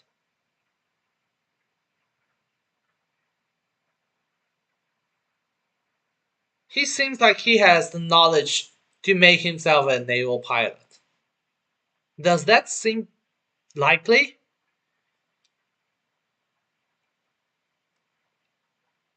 Okay, naval pilots lack basic knowledge that you have. Naval pilots can't, like, spot a duck as if they can, like, zoom in like you. And they don't understand the idea of things further away are smaller. They don't understand the idea of parallax. They don't understand primary school math and physics. Come on, Thunderfoot, what are you trying to prove here? Only we had something like 10,000 previous cases of this. Maybe we wouldn't keep making these mistakes.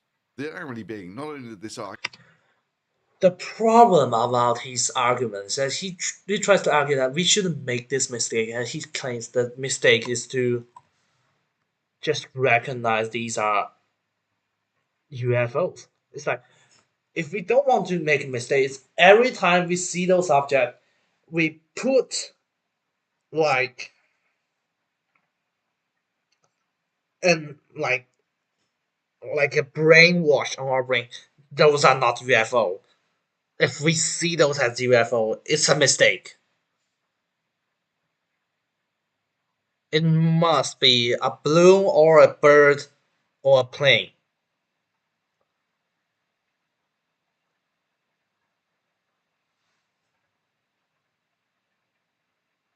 I mean, What? If you have that mindset, what happens if someone just launch a hypersonic missile at you? I just made a video about hypersonic missiles. It's unlikely, but they are real. They are hypersonic gliders now in service in both China and Russia.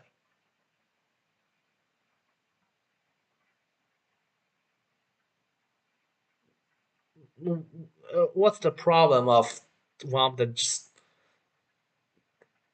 flies in?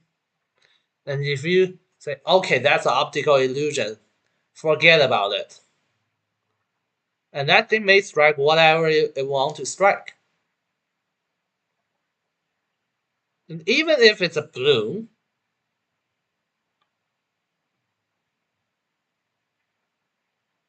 it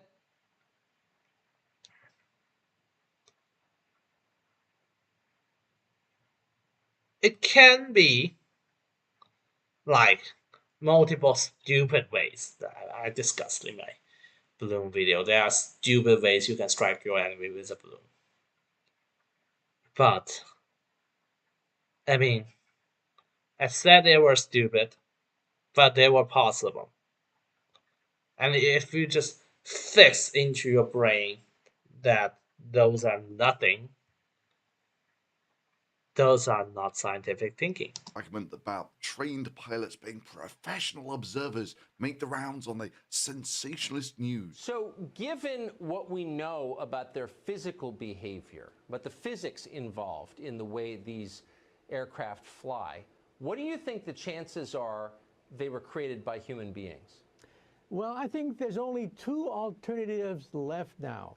Yeah, I'm going to have to go ahead and suggest that you've not actually looked at the data on this. Yes. I think they haven't looked at the data on that. One is perhaps they are hypersonic drone vehicles.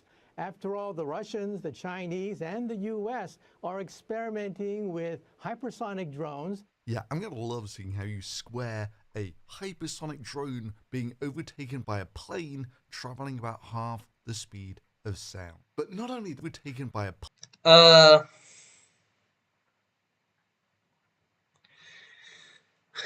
he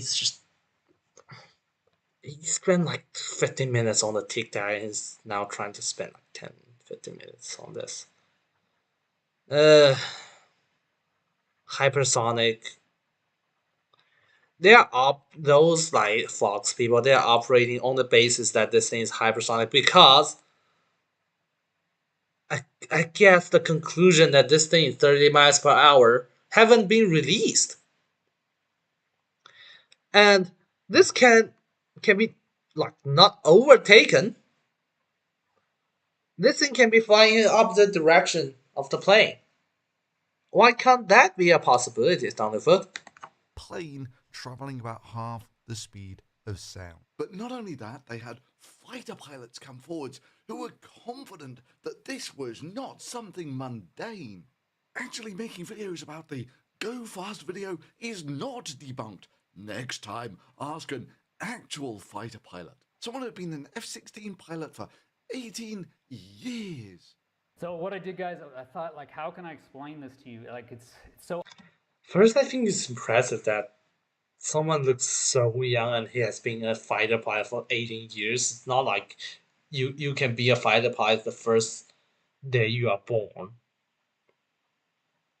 It's really impressive.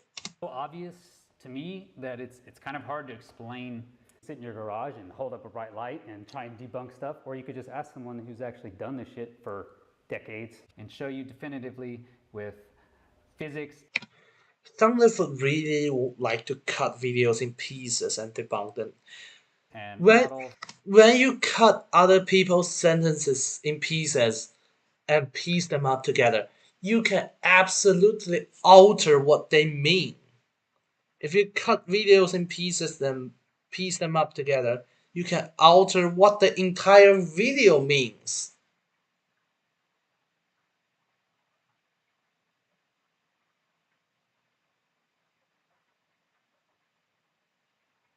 I think Thunderfoot is just running out of things to debunk, running out of things to bust.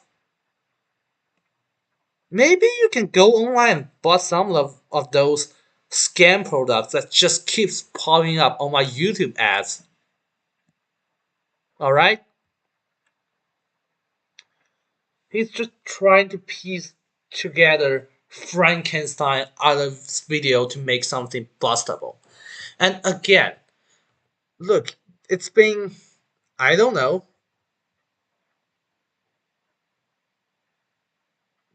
5 minutes since Johnny Harris's face on his video last appeared. And good. Twice the pride, double the fall. so I just.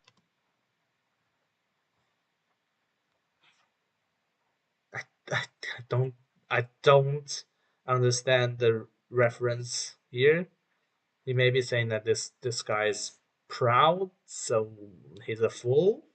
Don't know why that appears here. Just had to go back to basics, right? And that's what we do, man. That's what fighter pilots do. We go, we draw it out. Okay, it's just so obvious that he's wrong, and yet he's going on national TV, and he's saying, just spreading all this misinformation. So I'm going to prove easily. I don't think fighter pilots go back to basics a lot, because when you're out there, you're flying at hundreds of knots. You don't do Bernoulli's equations. You don't do Magnus effect to calculate your performance.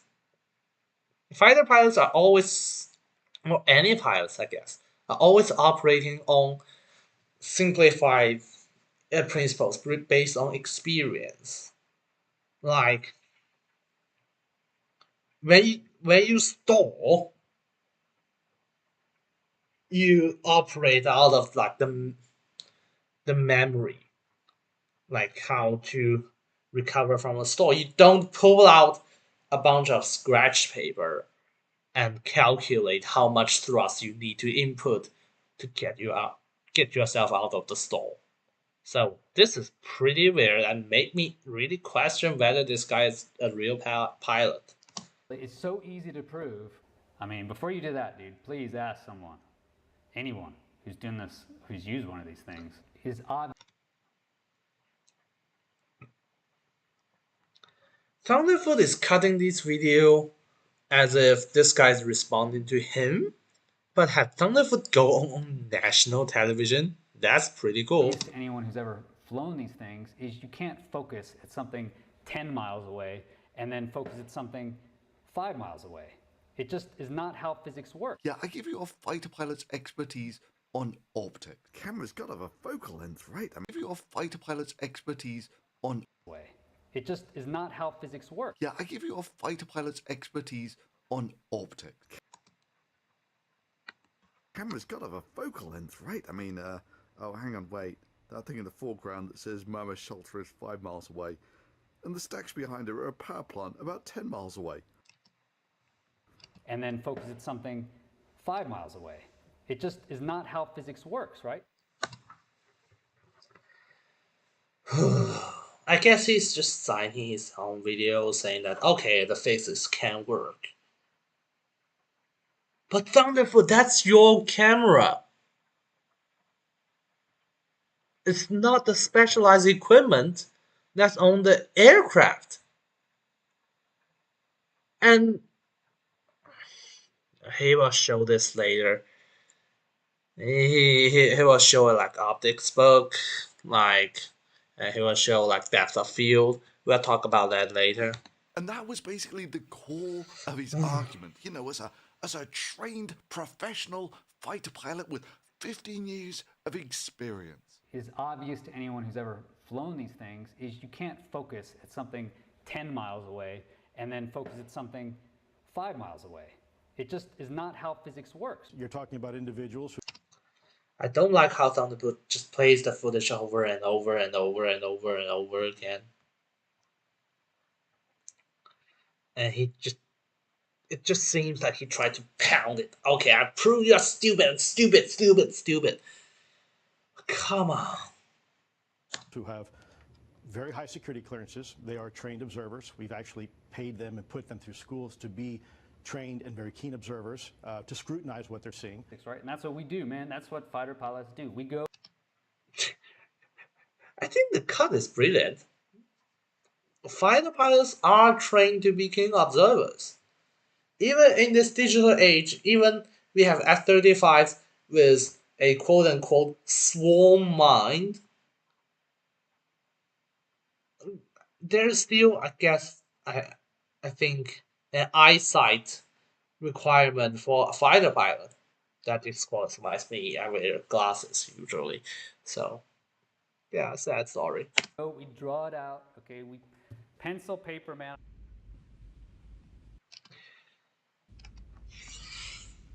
There's not much video on the internet.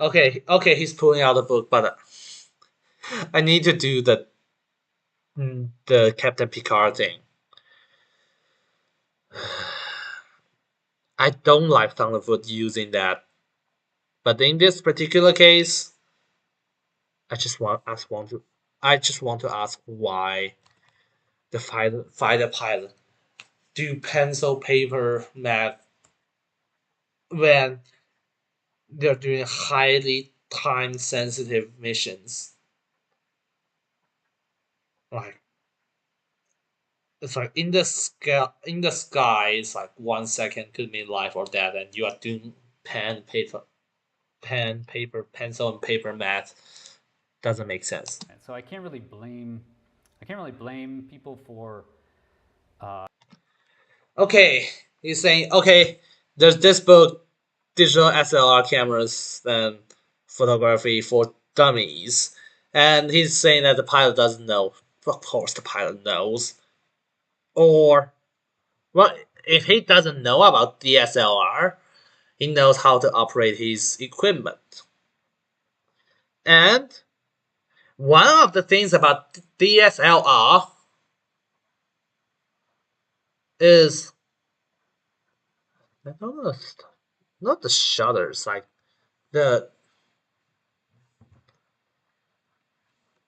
thing that controls how much light gets in. I suddenly forgot how that calls.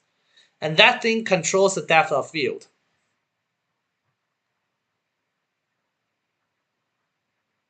Alright. If you want to collect more light, your depth of field decreases. And that thing is controlled by something called F number. If the F number is very low, the depth of field is very, very low. Very, very shallow, probably. That's how it's called. But I mean, just come on. You're looking outside with your camera and probably setting the F number to a large number, like 14 or something. And you're saying that okay, I can get a pretty deep depth of view, completely ignoring the fact that military equipment may be operating on a very different F number.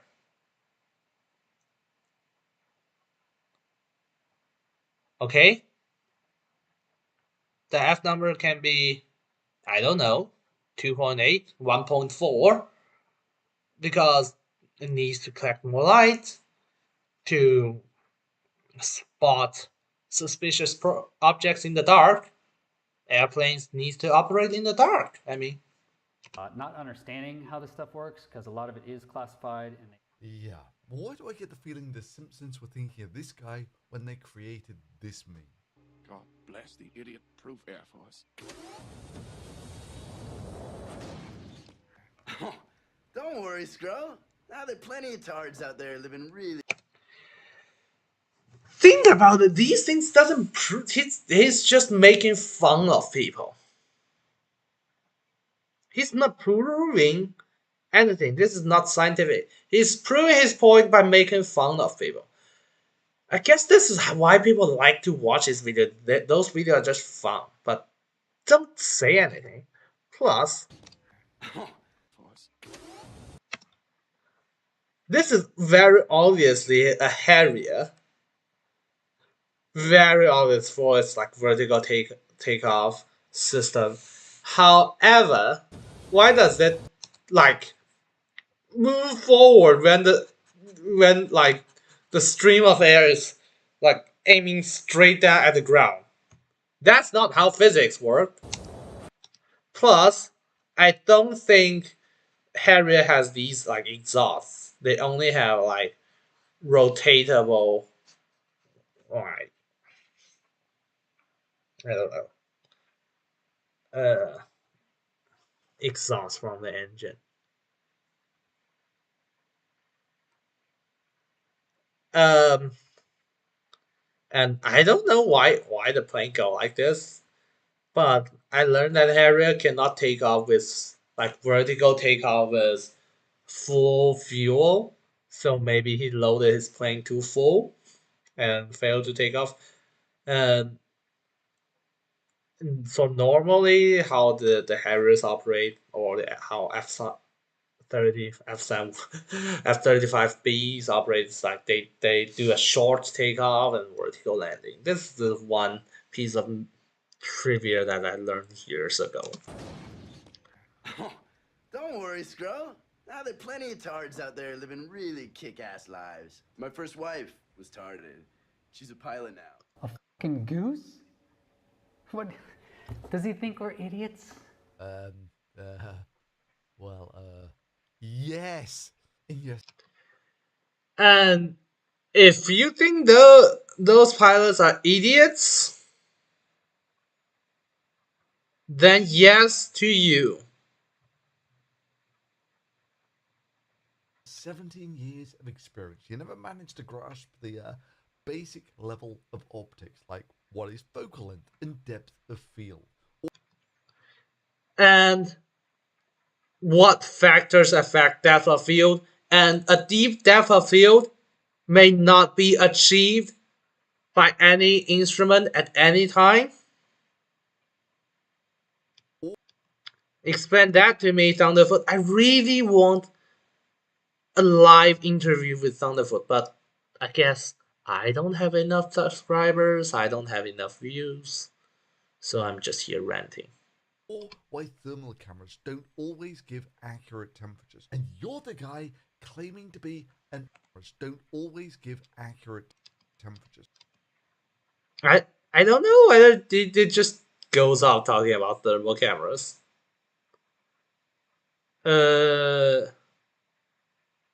I think it's a part of his original video, and he just cuts that to here. Okay, but his entire video does not talk about thermal cameras, and he's approaching 10 minutes without even mentioning Johnny Harris. And remember, the title of this video, Johnny Harris Busted. And you're the guy claiming to be an expert. Yeah. I think they had guys like you in World War II as well.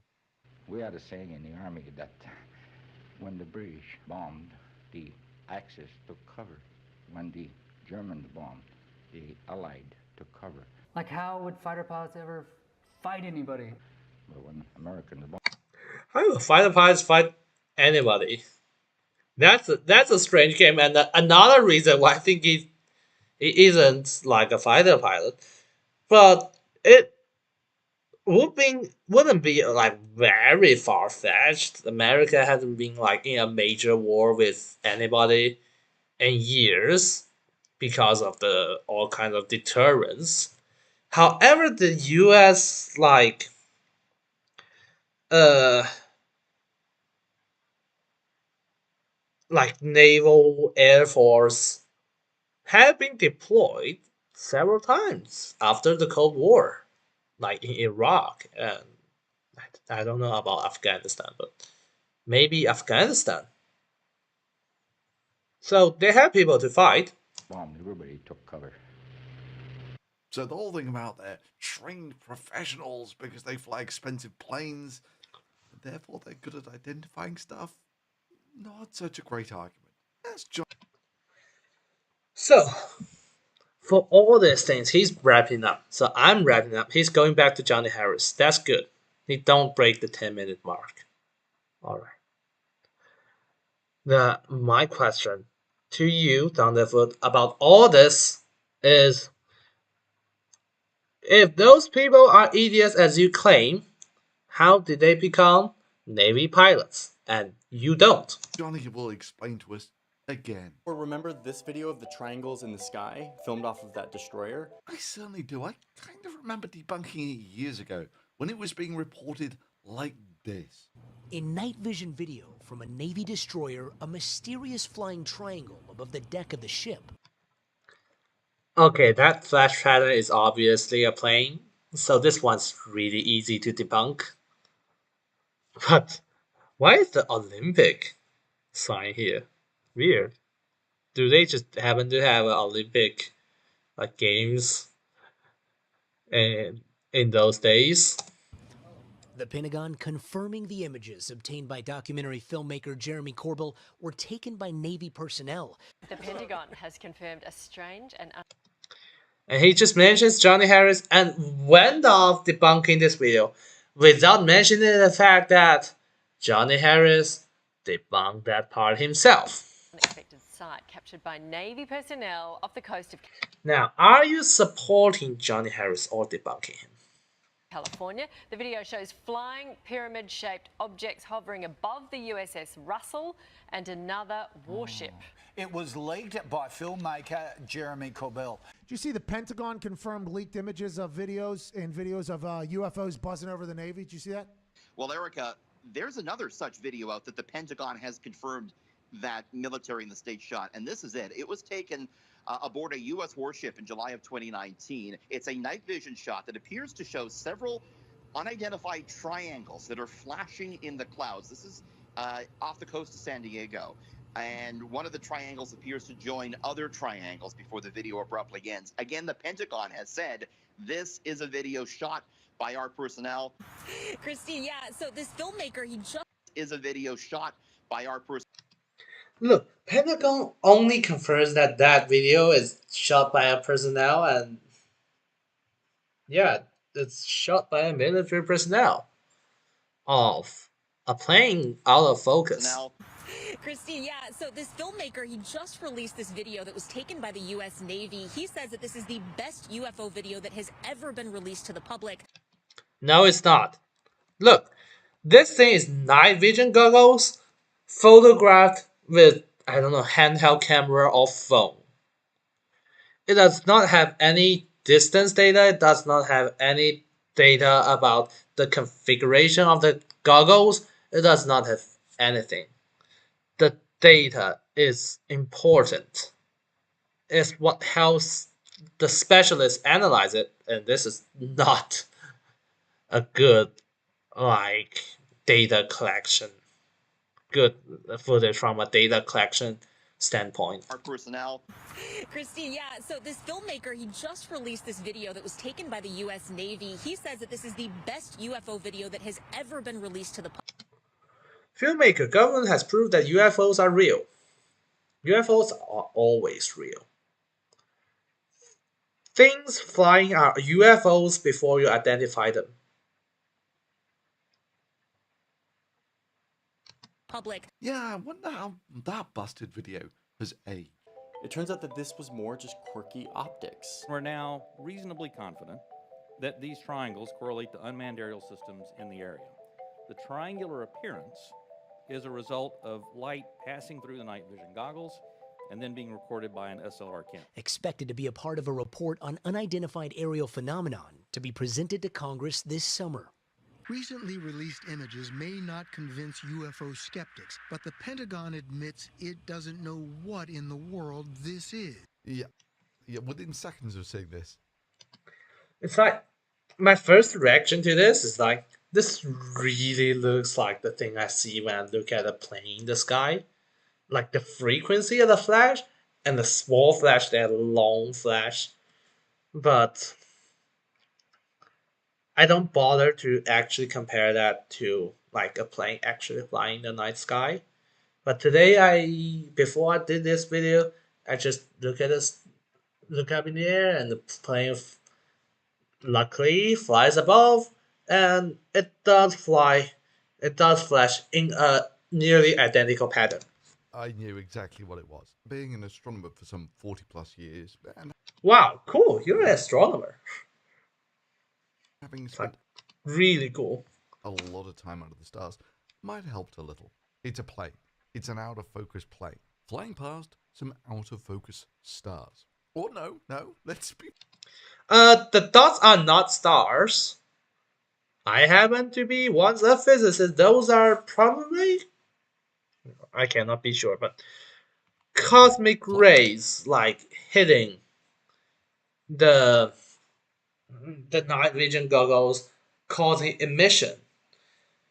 Because how night vision goggles work is basically a really sensitive camera and an old-fashioned television coupled together. Now, this is how like original old-fashioned like uh, night vision goggles work.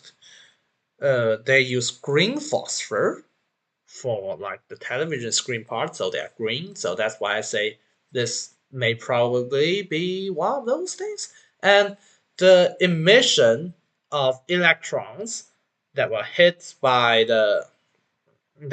the screen is the majority of it is caused by light, and that's why you can see the image, but it can also be caused by any kind of rays. If you put something radioactive, like Some near out of focus. Come on. It's a plane. It's an out of focus plane flying past. Yeah, that's just it. I want to catch a frame with like more white dots. It's like if you put something radioactive close to one of those things, you will see a lot of these dots. It's kind of interesting to see them. Past some out of. Yeah. See, if you put like a piece of uranium or thorium, the the radiation, the beta radiation hits, or the gamma radiation. I don't know. I guess thorium emits beta, but I don't know about uranium and stuff. Basically, if it hits like the light collecting plane, it will emit like a bunch of electrons that will hit the screen at high speed, causing this absolutely random dots, and these dots are really random because they come from like the universe. The focus stars. Or no, let's be fair. It might. Those are not stars, but I don't know whether which are you are talking about. Maybe he's talking about like the triangle drawing other triangles. Maybe those are stars. I don't know. It seems like there's something like a pole in focus. Be aliens. It's just they're so generous in turning their FAA compliant navigation lights on when they. Yeah, this is the part that gives the plane away. The pattern is FAA compatible. I didn't know about it, but I know that every plane I see flying in the night sky have this pattern. Flying around Earth. But people kept sending it to me. And then I checked out some of the videos which had millions of hits on them. What you're seeing are vehicles. Okay, he's starting again. He's starting the views again. Now, I'm debunking you, and here you have sorry, Emmett Turner. I'm not responding to any like comments or interactions in this video. I'm sorry. I'm having 2 concurrent viewers and 46 views across I don't know how many hours, and the average view duration is 8 minutes. With a propulsion system that is not a reactionary propulsion system. It appears the propulsion system is a field propulsion system, that these craft might possibly be gravitationally propelled. This is gibberish. As a physicist and an engineer, not studying engineer, never actually a physicist, but someone interested in the field. Uh, no. But I do want to say that maybe out of like the 10,000, 100,000, a million, those things, one of the flying discs in the sky may, at a very low chance, come from alien civilization. This this is crazy for an educated person to say, but I watched like Sabine H whatever. Sorry, I don't even know how to butcher that name. Uh, I the YouTube super physicist video on warp drives, and he said recently someone just give a mathematical explanation for the Alcubierre warp engine, and the analysis shows that the warp field, if you can create it, because it requires negative energy, that's not a thing. If you can somehow create it, you can save energy or negative energy by creating a field that is like a pancake and unintuitively not move sideways but move in like the normal of that pancake, and that will save you some fuel or whatever. And that immediately struck me, hey, those UFOs are flat, and the flat shape has been like put in the pop culture, put in our brain for a long time before anyone even come up with the Alcubierre equation. So maybe one of the, like, the really, really earliest people that encountered these like UFOs, they really met aliens, because it is well established that if you need to do interstellar travel, you the better travel faster than light. So, like, one out of a million. But again, it's like the chance is really low. But unless the guy who first claimed the UFO sighting and actually started the pancake dish shape UFO actually solved Einstein's equation and managed to get a super faster than light solution and did the mathematical explanation, which will definitely put him on the, I don't know if he can write a paper about put him on the cover of Nature, probably, and get a very high recognition in the scientific realm. If he do it and he doesn't publish it, and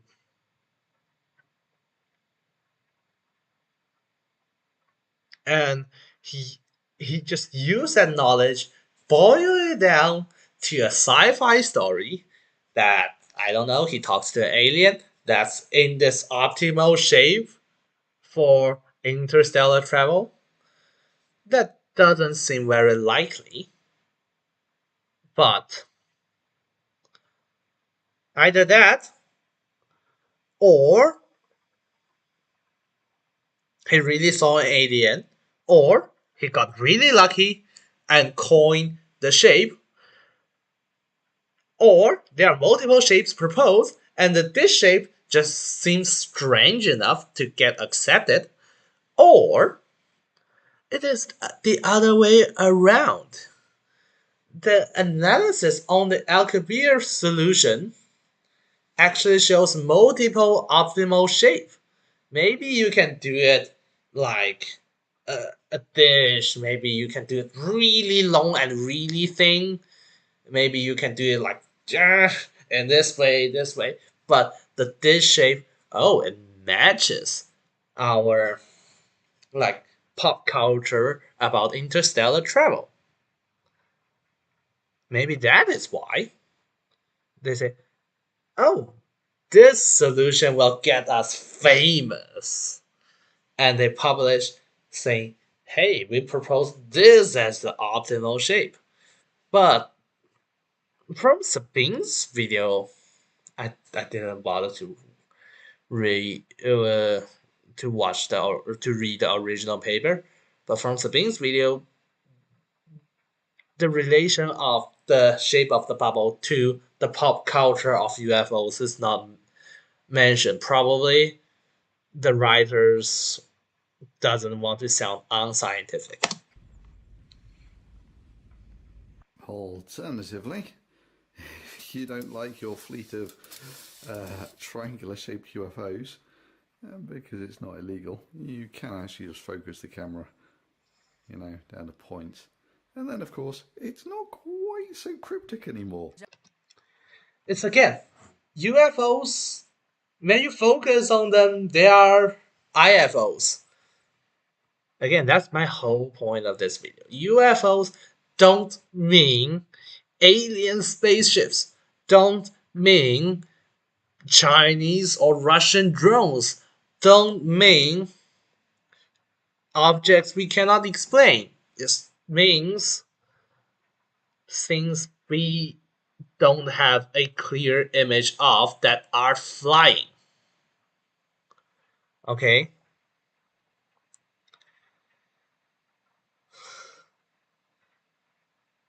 Maybe I can just like create a word like UGO. UGO?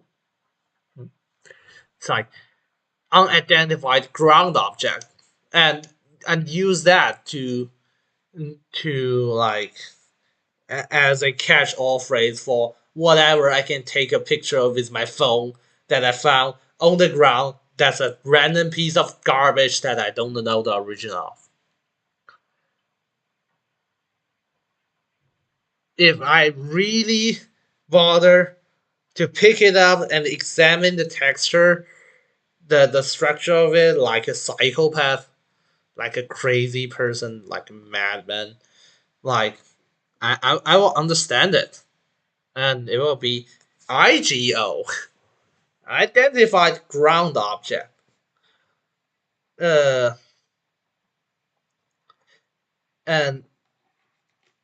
it would be pretty stupid. And it would look crazy because why?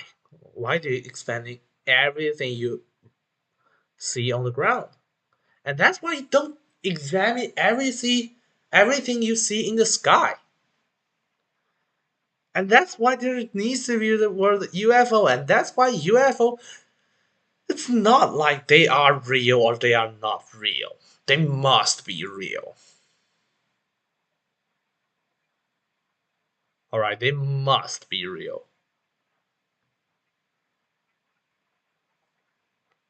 And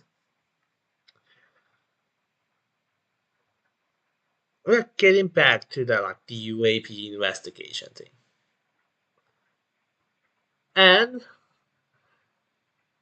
the reason why they are starting a new investigation is because of the new rising tension in the international geopolitics.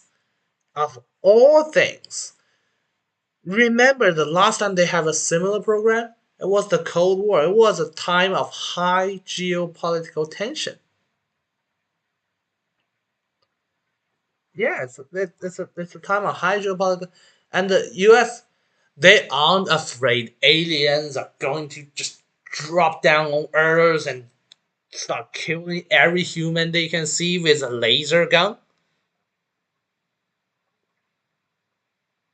Back then, almost all projects like moon landing, space project, like I don't know, even like radio telescope, the recently destroyed Arecibo radio telescope. They were there for military reasons.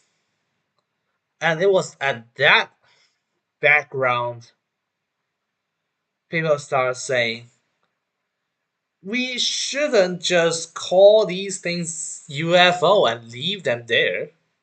We should really take a closer look at them because they may be Soviet reconnaissance aeroplanes back in the 50s and 60s.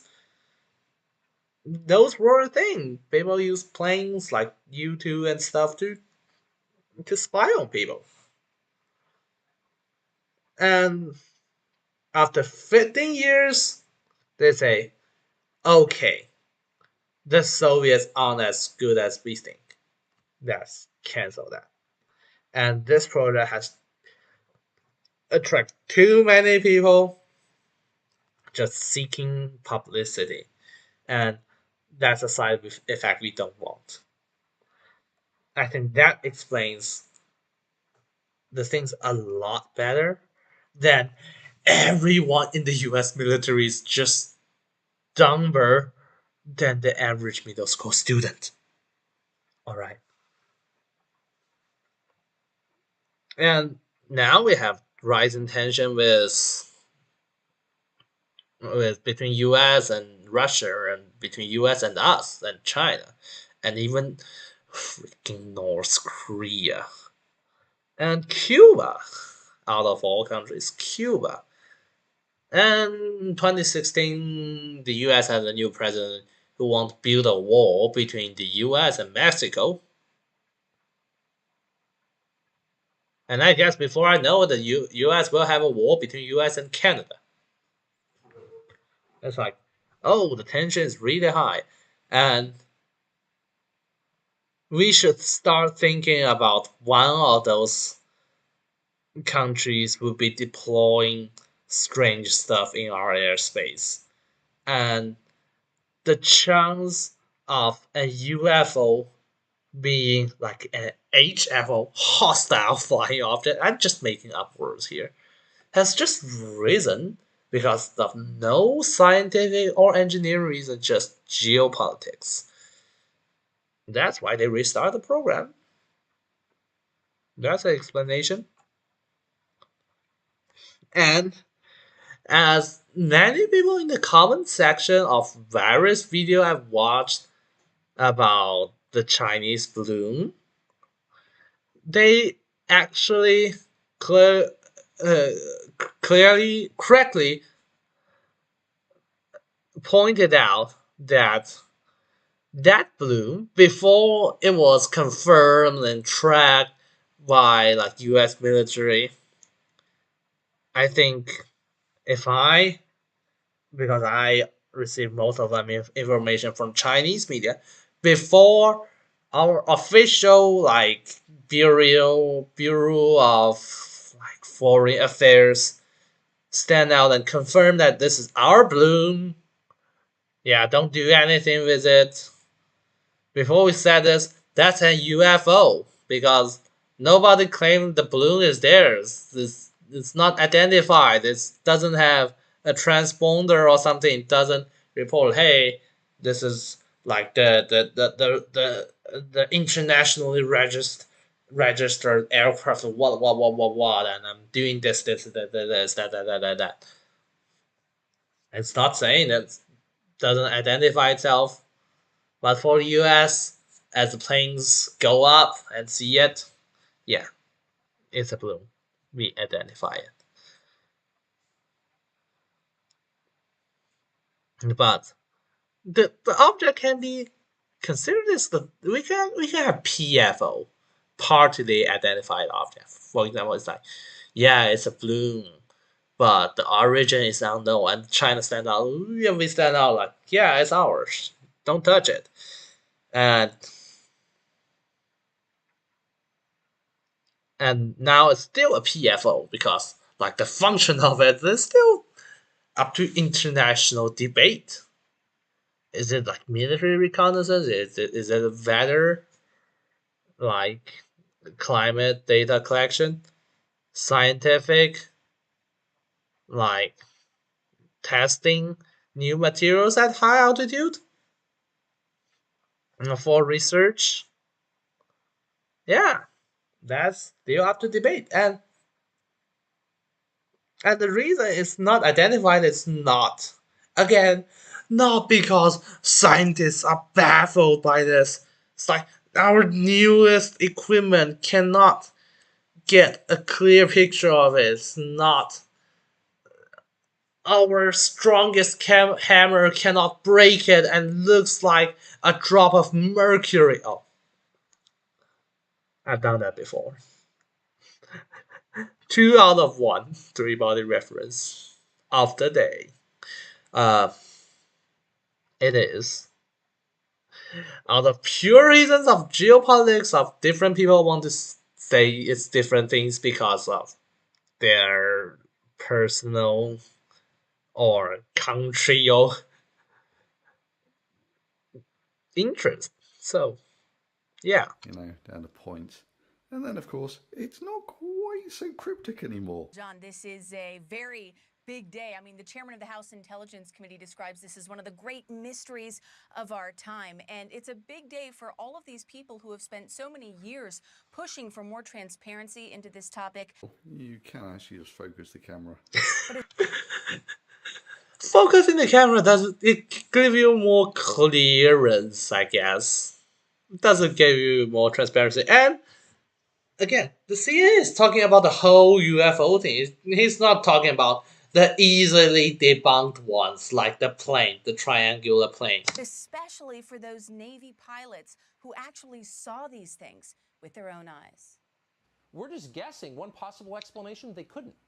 Our military was completely outmatched technologically by Tucker Carlson. And when was Johnny Harris last appeared? I don't know. Because last time he just cut to Johnny Harris and go. So maybe I'll count from 21. Now he breaks the 10-minute mark. I guess last time is 29, but that doesn't count. Tucker Carlson, no, don't. If you want to debunk Johnny Harris, you debunk him, not Tucker Carlson. Alright, Carlson. Sorry. Sorry, Mr. Carlson. possible explanation: they couldn't. Our military was completely out. For those Navy pilots who actually saw these things with their own eyes. I think I'm making up my minds by making this video. It's again why I do these like live streams and videos. I kind of make up my mind as I explain it out. It's like thinking out loud really helps me too. Really helps me. There's a time when this live stream has 0 viewers viewing, but I still want to do it. It's like it helps me think. It's like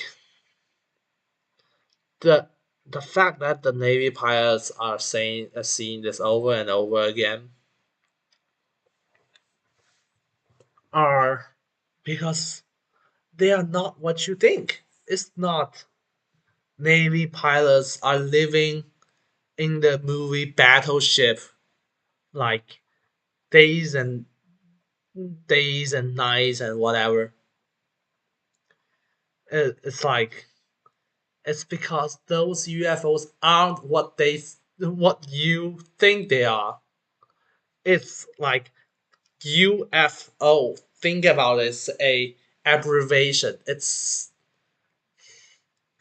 about one of the thousands and millions of aberrations created by the military. Right. MIA, missing in action. Right. It's just something that I can think of. like IFF, I guess, identify friendly or foe. And the reason why the military abbreviate those words because they want to communicate fast and efficiently in the battlefield. Again, in the sky, seconds means life and death. And in the battlefield, second means win and lose. So if you think about that, UFO is just a word that's been overcooked. The Chinese word, 炒作, is basically like upplay the thing by the media and people. But it just means not what you think it is. Not like what many people think UFO means. That's the thing that after making this video, I made up my mind thinking about. I want to do a reaction to the Johnny Harris original video. This video is really good and really reasonable when it comes to his approach. But I think I don't need to. The major point about Navy pilots seeing this is not a pilot.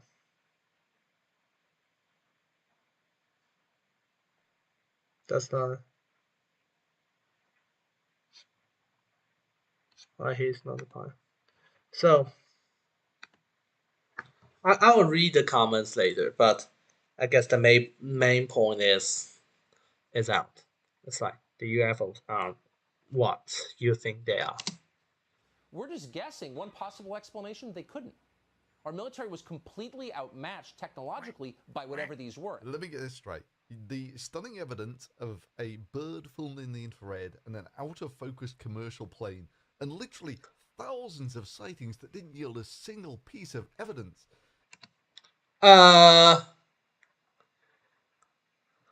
on, those aren't.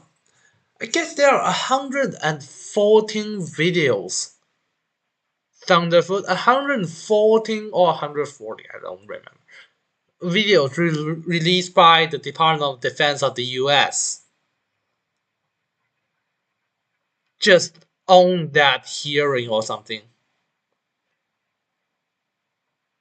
And you are saying these are the only footages of the UFOs? No, they aren't. Now you are just lying. Is now apparently evidence that the US military is being massively outperformed by infrared bird and out-of-focus plane. But let's be fair and give the Deputy Director of Naval Intelligence and Johnny one last chance to show that they're idiots. It turns out that this was more just quirky optics. We're now reasonably confident that these triangles correlate to unmanned aerial systems in the area. The triangular appearance is a result of light passing through the night vision goggles and then being recorded by an SLR camera. These objects are probably foreign drones trying to spy on US military maneuvers. Yeah, they might not be triangle in shape. Sorry, Johnny. Foreign drones don't turn on their FAA compliant lights. But sorry, Thunderfoot. Listen carefully to the Deputy Director of Navy Intelligence. And then being recorded by an SLR. It was more just quirky optics. We're now reasonably confident that these triangles correlate to unmanned aerial systems in the area. The triangular appearance. He just says it's unmanned aerial systems. Like, US operated drones can have FAA approved lights when they're on civilian or commercial missions. There are commercial drones flying out there, have the permissions and get like clearance to do things like, I don't know, taking pictures of the land, but it's the evening, so I don't know what it's doing actually. But anyway, and this guy is standing there holding up the night vision goggles, clearly don't know how to operate it, because I think there's a thing that there's a way to adjust the focus of the optical sensor, the optical like lens and stuff. But the guy with all the information about aircraft in this area is probably somewhere else. So this is his saying. But sorry, Johnny Harris, you are overplaying it, and I'm going to say more such things when I talk about your video about the chips. Appearance is a result of light passing through the night vision goggles and then being recorded by an SLR camera. These objects are probably foreign drones trying to. Maybe he just wants to dramatize it, or maybe he's just too into the idea of foreign drones. Spy on US military maneuvers. Yeah, they might not be triangle in shape, but like, that's still really useful information. We should know if there are foreign adversaries floating over our Navy No, really, unmanned drones spying for appearance. And literally thousands of infrared birds know that they're idiot intelligence. And Johnny, one last Deputy Director of Naval Intelligence. And let's be fair and give the Deputy Director of Naval Intelligence and Johnny one last chance to. Thunderfoot, please don't mention the Deputy Director of Navy Intelligence here, because he's not saying that it's foreign drones. It can be US drones. Okay. Alright. And it's not a proof that they are idiots. It's not like everyone in the world is you or idiot, or you and your viewer are idiot. They can be really smart people just want to oversimplify things. And people make mistakes when they oversimplify. For example, when you oversimplify the field of view, depth of view thing, you just cut out all the factors that can affect the depth of view, and just claim that every camera in the world can have a very deep depth of view. That's a mistake you make when oversimplifying things. And if you are as smart and logical as you claim in your videos, then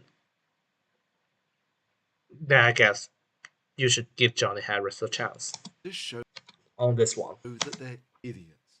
It turns out that this was more just quirky optics. We're now reasonably confident that these triangles correlate to unmanned aerial systems in the area. The triangular appearance is a result of light passing through the night vision goggles and then being recorded by an SLR. Information. We should know if there are foreign adversaries floating over our Navy. No, really, unmanned drones spying on the US military, which is really useful information because foreign adversaries always turn on their FAA compliant navigation lights when they're spying on the enemy. You get a way deeper look in what it's like to be an independent journalist on YouTube in this day and age. Yup. I guess that's an ad for his newsroom. I really want to join, but I never got it. Never got to it, really. Because like you get the feel, it's like you can join it, and yeah, probably. Professional independent journalist or trained Pentagon intelligence. Wait, is that the Johnny Harris's like ad? Just come on. He died really suddenly of a heart attack. Not only do you get access like this isn't some like venture to my videos. Okay, this is not the. It's not the. Oh, it's got one current viewer. One current viewer, and that's got a different like ad to newsroom in the end. Officers who can't recognize when a camera's out of focus, or recognize basic things like navigation lights. I'm actually doing this. I'm applying my journalistic lens to. I mean, I don't know. The FAA lights are only in commercial aircrafts. maybe if that is right, then you may be right, Mr. Thunderfoot. But okay.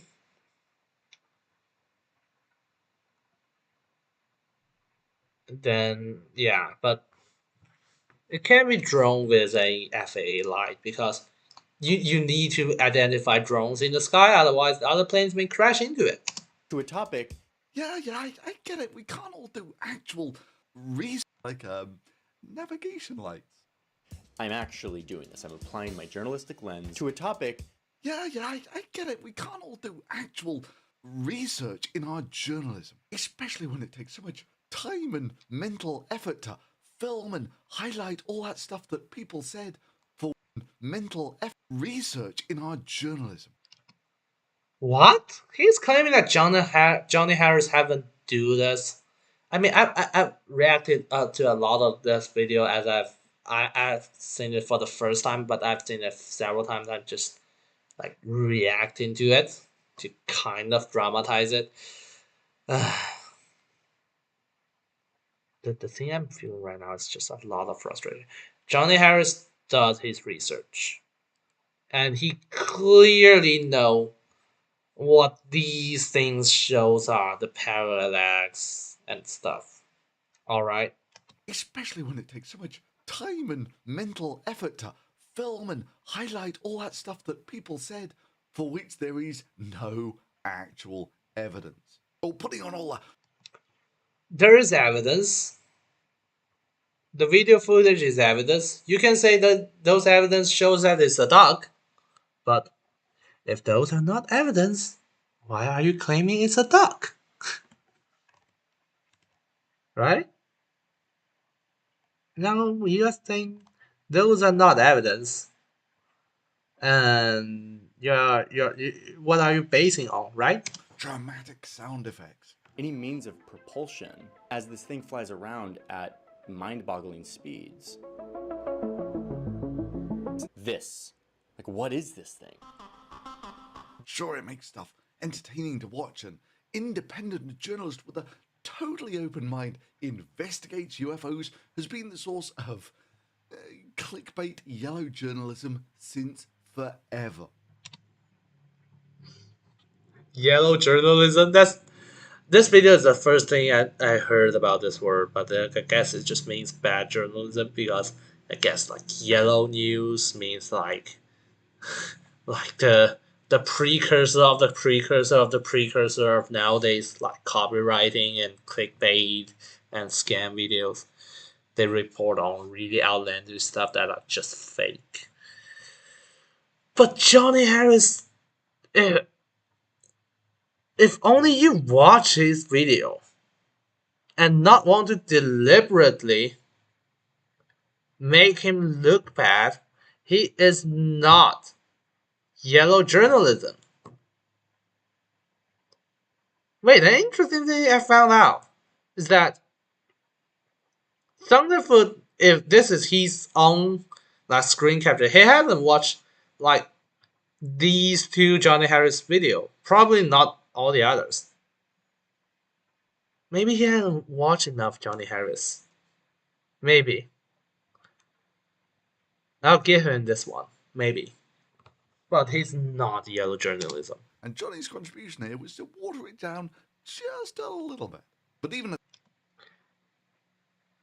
I guess, yeah, the Thunderfoot at the very end of his video, he gives like Johnny Harris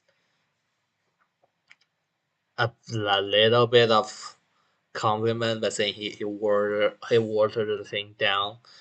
This is like the most watered down. He doesn't water it down a little bit. This is like the most reasonable UFO video I've ever seen, and it's like the only video about UFO that I'll ever click. Well, other than this one, the busting video of it.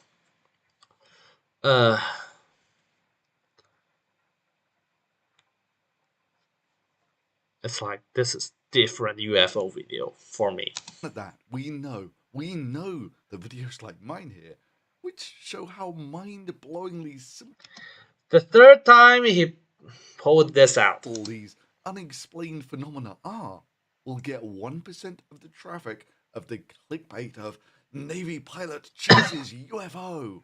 But I guess this is why there are still some folk out there who support me on Patreon, because He's now advertising his Patreon by playing the victim. No. No.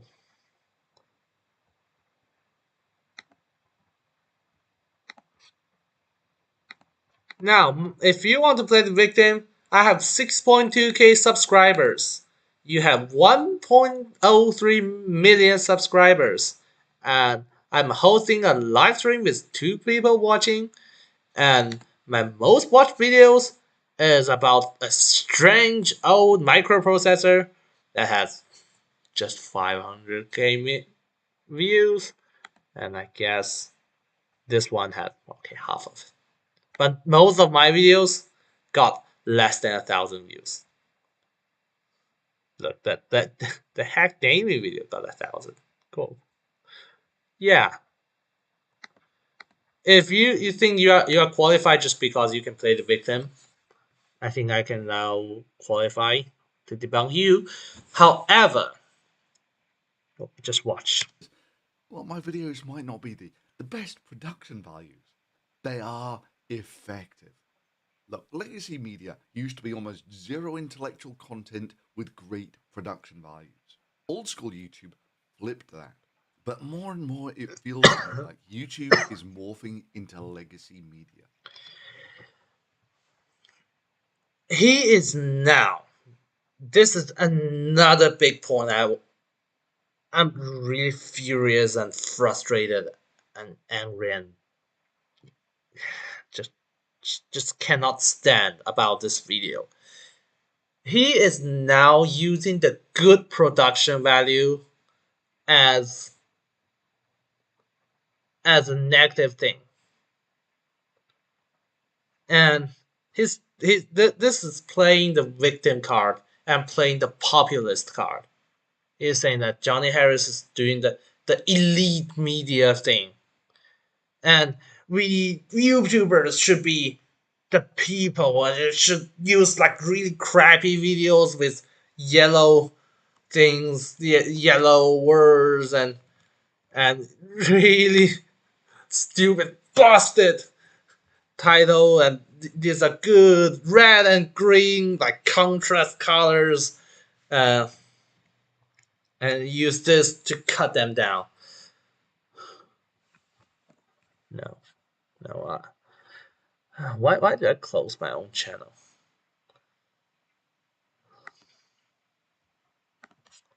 No, this is my channel.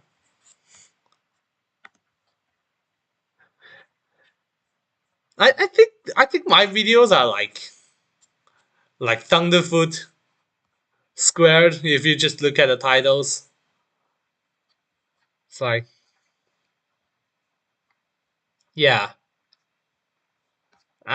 I'm not using like bordered words. I'm just using like colored words.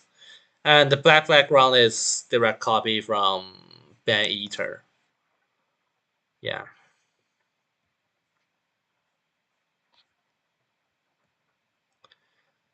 And my videos have the lower production, but I really strive. I really struggle to try to match my videos' production quality to Johnny Harris's. I spent hours and hours and hours editing this video about the Z80, even though those uh,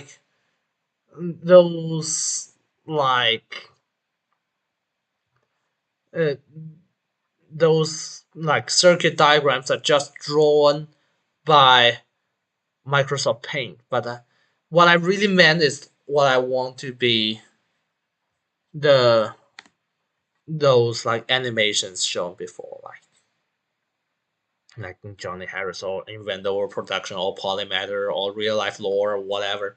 It's like I really want that kind of animation, or Johnny Harris, right? I think I double mentioned Johnny Harris, but It's like I really want my production value to be that. Instead of being proud of we are the populist, we are the not the Emmy winner, we are nobody. We are so proud of that. No.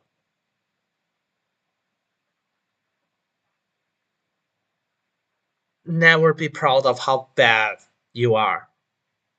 Never be proud of how low the subscriber amount, how low the view you get. Alright? I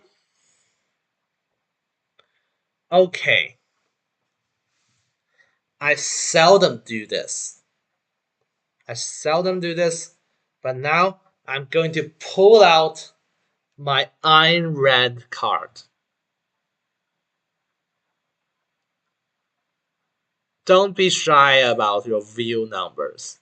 The more views you get, the better.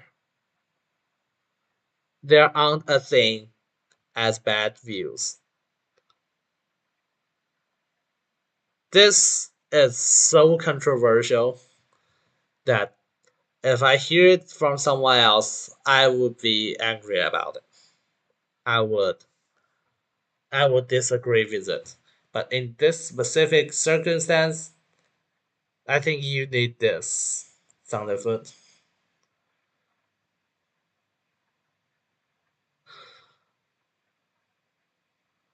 I kind of regret saying it because this is too libertarian. It's like it's just like use any means to get money, and any money you can get is a value for the society.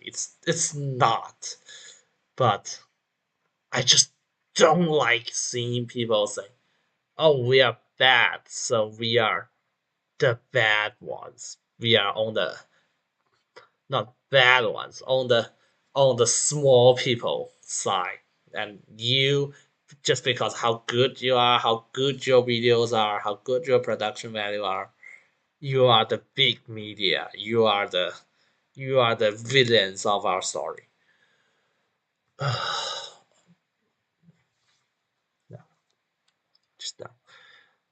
I mean, Johnny Harris, his video is good not because he he he doesn't put effort in it. It means he put effort in it. He hired a person to write music for each of his videos. It's like tailored for the video.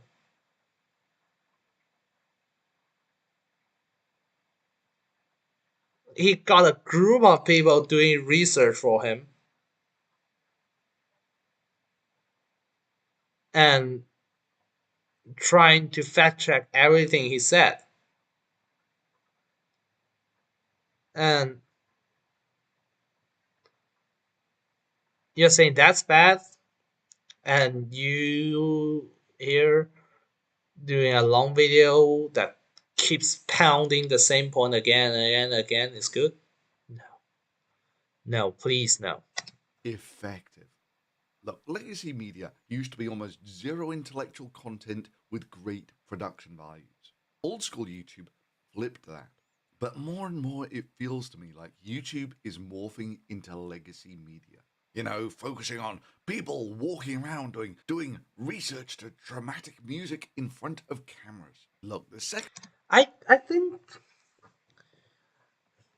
think Johnny Harris is actually like the YouTube, like not morphing into. It's like the cross between YouTube and legacy media. There are a lot of just deliberately put there crude points that are really shouldn't be on the scene of legacy media. Like him just talking to the microphone and he said, "Make me like a broadcaster. I want to be a broadcaster." It's like totally unscripted stuff. Or he scripted as so that it's like unscripted stuff. And this is not the elite legacy media would ever do. he's really trying to get down to life, to everyday. He his video is a behind the scenes of his own video, and he produced a behind the scenes video on his newsroom, his Patreon, every month. And legacy media, they really want to hide the behind the scenes to make them seem as polished as possible. And now in the legacy media formats like television, we kind of see more and more people deliberately expose instead of trying to hide their gear and stuff to make a little bit of a rough edge exposed to give the feel of real life. And it's like real life is the legacy media is going towards the way of YouTube, and Johnny Harris YouTube with all the things and trying to go to the way of legacy media. And Thunderfoot again, if you want the real hardcore YouTube stuff you want today, listen to a person who keeps doing this about for I don't know how many hours, like 4 hours maybe 4 or 5 hours in a row, just talking about a video. How about that? Can people start making claims like this? Technicians seen this thing descend from 60,000 feet down to 50 feet in a matter of seconds. Claims that, of course, are nothing new. Blue Book had claims like this. Oh, it's called Blue Book, but not, 不是 yeah, not Bluebird. You have the simple, obvious explanation, which is the radar glitched, or something similar. Sir, there are 6 of them. Bearing 215, range 150 miles. Oh my god, a dozen more of them. And when it just cuts to this comedy to make fun of people, really. get the objects performing things that you know is impossible from basic aerodynamics. Look, this is what 1 atmosphere of air looks like. And you know that to move through it, you've got to wait for it to get out of the way, which is why very fast travel through the lower atmosphere is impossible. This is why commercial planes typically fly at about 10 kilometers where there's not much air left, and hypersonic flight takes place much higher where there's only about 1% of the atmosphere left. Yeah, if you want to move through the fluid of the atmosphere, you've got to move through the fluid. It's not magic. Technicians seen this thing descend from 60,000 feet down to 50 feet in a matter of seconds. Ballpark figures. This is what 1 atmosphere of pressure looks like. Up where the commercial jets are, it's about 1/10 of that. And up where hypersonic vehicles operate, it's almost space. Look, Concorde flew pretty high and pretty fast, and even at that, it got pretty toasty from the frictional heating. If you'd have tried that at sea level, the plane would have melted. Well, not if the plane looks like a drop of mercury. Yeah. I promise I won't do that again. If you don't know what it is, it's a super light, strong object from the science fiction series, The Three-Body Program, written by Liu Cixin. It's like a bestseller book, and now it's being transformed into a Netflix series and a Tencent series. They haven't got that, but basically that's an alien object, basically like the obelisks of like 2001: A Space Odyssey, but that thing is also used as a weapon because it's super strong. It can just knock through spaceships and cause giant damage. Yeah. Brief explanation of what I have been talking about for like 3-4 times. I don't know. Or another way of looking at it is what happens when a real object comes in from space, like say for instance the space shuttle. It's basically a hypersonic vehicle, and when it starts coming into contact with the atmosphere, it gets pretty hot. You come into the lower atmosphere too quickly, and you basically melt the spacecraft. Maybe not melt. Like when during the re-entry of a spacecraft, the heat shield, if it's not the space shuttle, because space shuttle needs to be reusable, but a normal spacecraft would have ablative like material for like re-entry heat shield. That thing basically, I don't know, ablates. I don't know what that means, but what I can understand is that it sublimates. It just changes from solid to air. 100 years ago, most people were still riding around on horses. They would have looked at our modern world, all of this. I want to separate my debunk of these, but Thunderbolt put them together. So, I mean, so first let's deal with the descent point. Is that the thing about he's talking about heat and stuff? If that thing can really descend from that high to that low, the first thing they should worry about is not heat. It is acceleration. Or to be precise, deceleration, because it needs to stop, and it needs to be stopped at a very high speed to virtually zero for the vertical component. And that's not easy to achieve. Not without just making every like instrument in the in whatever vehicle that is completely smashed. And if like you call it aliens or anything, are carbon-based life like us, absolutely crushed into like pancakes on the floor. Or maybe not pancakes, but absolutely like crushed into into a bunch of flesh and blood. It's horrible to think about it.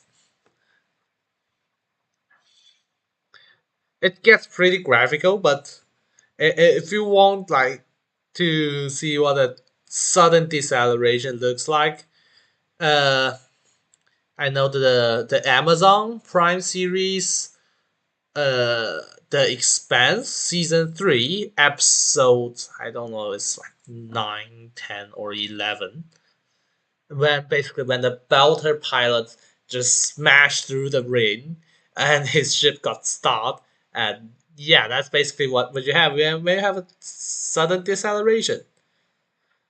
But considering the speed he's traveling at, uh, the effect should be worse.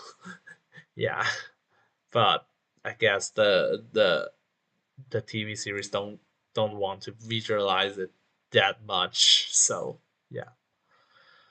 Uh, but deceleration was a bigger problem, because God knows what kind of material will be out there to sustain like 3,000 degree, 4,000 degree, 5,000 degree Celsius of temperature. But like acceleration and the overweight effect associated with that is actually harder to deal with, because no amount of material can solve that, unless you say everything in your ship is in your vessel is made of this like super strong material that can sustain very high load. Or we can discuss about this later. Most people were still riding around on horses. They would have looked at our modern world, all of this, and thought that certainly aliens had come to take over. Certainly some crazy magician had come and reshaped the entire planet. And that's exactly what happened. Crazy scientific breakthroughs happen all the time. No, they don't. The basics of the thermodynamics of burning fuel to run heat engines has been unchanged for about 100 years. Hell, the thermodynamics it runs on is unchanged for 200 years. And I recently watched a video about like the original internal combustion engines, like those really cool designs. Uh, and what amazed me is that the original engine developed by Otto, the German engineer, it has a crankshaft, and I imagine what happen if I can just just just hop in a DeLorean and bring him back to the modern world and show him like a modern V8 engine, and he will be like, "Wow, this thing!" And imagine opening the cover up and see the crankshaft with those like timing. I don't know what's the song. Basically, the thing that pushed the valves open, and imagine his reaction. He will be like, "Oh my god, this thing is still in use." Well, not for long. When you think about Mr. Otto, free will is being a thing now, and and free will is essentially controlled by what would be considered magic in all those eras. It's like microcontrollers controlling solenoids. Yeah. from this field of science that's been around for some 200 years, we understand that if an object moves through a fluid like the atmosphere at hypersonic speeds, it's going to get hot. It's a thermodynamic inevitability. It's not. Well, it is a thermodynamic inevitability, but not if you can just avoid thermodynamics. I'm just debunking Thunderfoot as he debunks Johnny Harris here, because he's debunking Johnny Harris just for debunking him, and I'm debunking Thunderfoot just for debunking. Now, imagine that object is an alien vessel. Imagine what kind of technology can just avoid the heating. And I can think of several. But I want to react to something And here. from this field of science that's been around for some 200 years, we understand fuel to run heat engines has been unchanged for about 100 years. Hell, the third field of science that's been around for some 200 years, we understand that if an object moves through a fluid like the atmosphere at hypersonic speeds, it's going to get hot. It's a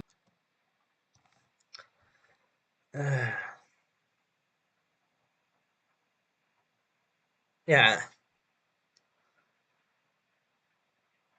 I was thinking about, wait, what have engines do with planes? Okay, he's talking about thermal fluids. Okay, that's the thing I'm studying right now, so that's cool. thermodynamic inevitability. No advances in technology will change that because it's basic thermodynamics. Real answers only come when you have real inquiry with real tools to measure and analyze real data from the real world. Oh yeah, no, totally. Let's siphon research funds away from real research, whatever. Researching for a cure for cancer. Okay. Thunderfoot 图穷匕见 it's a Chinese word. Basically, it's like showing your real intention at the end. In this context, he just said you shouldn't give more funding to this. It's like real world this, real world that, but you are not doing things in real world. Well, analyzing airborne threat is a real world military thing. It's like, why isn't that real world? You can say this will lead nowhere, this will have no result, but you cannot say that it's not a real world thing. Or something, and put those millions of dollars of government funding into researching UFOs, such that panicky idiots can dismiss the obvious conclusion that out of focus plane, bird, and twitchy camera mount are not a threat to national security as some great and twitchy dismiss the obvious conclusion that out of focus plane, bird, and twitchy camera mount are not a threat to national security as some great Okay, these three are the already debunked things. If you can really do it on the foot, debunk all the 114 videos released. Come on. I'm just saying 114. And now, let's go back to the thermodynamics. I propose that you say the aerodynamics insurmountable with how many high technology we have. I propose one thing. The sound barrier was once considered insurmountable because the wave would seemingly accumulate like infinitely in the plane, in front of the plane. But it was broken. Well, that's one seemingly engineering insurmountable thing broken. But now going back to the thermodynamics heating issue. Imagine we can somehow solve like the acceleration or deceleration issue. How about the heating? One way I can think about just to like push the air molecules away if they have if the vessel can have like some gravitational technology, like if you can similarly levitate, then you can generate a gravitational field to push the air molecules away. But that would obviously compress them, yet it will be compressed and heated up in some region that's not close to the vessel, so it would not heat the vessel. Or do the plain and stupid way, like the original Starship use like no heat resistive material. It pumps liquid methane like throughout the outer shell of the Starship, and the methane leaks out through very small holes and they evaporate, and that will cool down the stainless steel hull apparently sufficiently that the engineers at SpaceX are confident enough that this thing will survive a re-entry, but obviously they changed the plan to use like a more traditional approach. But still, if that ship have enough liquid whatever like nitrogen on board, they can pump it through the holes and survive such a re-entry. The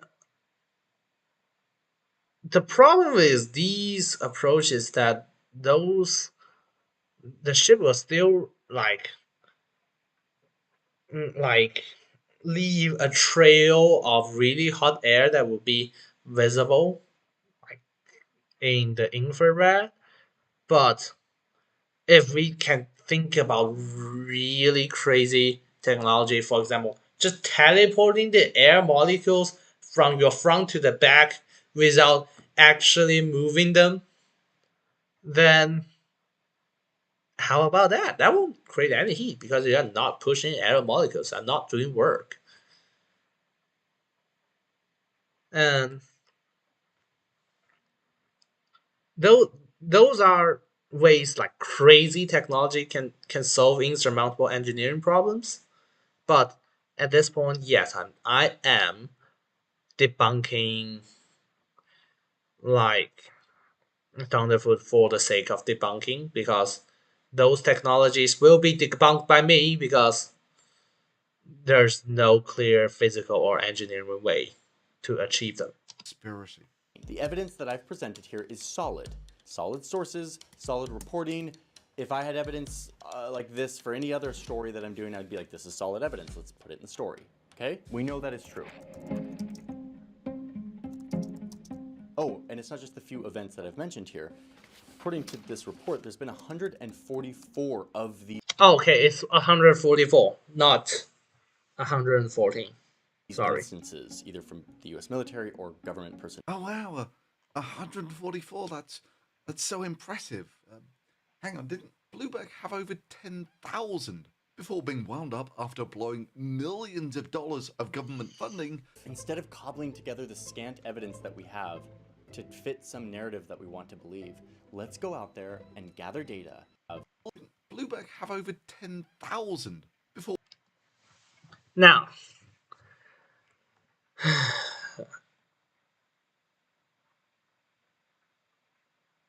Thunderfoot, I think it's your memory is wrong or my memory is wrong, probably mine, but I remember those 144 reports are like still unsolved or unexplained. It's like out of the how many number they receive, they have get rid of the publicity seekers. They have get rid of the eyeballs only reports. They have get rid of like the proven to be known object report. It's like everything out of the way. The 144 is all that remains, and those 1200 is like unvetted, unfiltered data. So the 144 is even more significant than the 1200, the 12,000. Being wound up after blowing millions of dollars of government funding. Instead of cobbling together the scant evidence that we have to fit some narrative that we want to believe, let's go out there and gather data and analyze it and build a body of knowledge about this. Let's poke at these phenomena and figure out what the hell is going on in our airspace. At the very least to keep us safe, but potentially so that we can discover something new, something that we can observe, measure, analyze, and learn from. With the conclusion that it cannot be justified either on the grounds of national security or interest of science. Okay, so this is his conclusion, that even if you pour money into it, I'm just trying to decipher, like, he's just trying, Thunderfoot's just trying to make fun of people and use funny words, like, make people look stupid, that I need to decipher what he actually means. In the plain simple way that he claims to be. So he's claiming that how many money we throw into them, we will not be able to measure them. Like we will not get any result from it. But the Operation Blue Book is in the 1950s and 60s, and those instruments were crude by today's standards. Now we have like better understanding of the instrument, better understanding of the nature, a better instrument, better understanding of the nature, and just better planes. I mean, the 1960s are like the infancy of jet propulsion aircraft.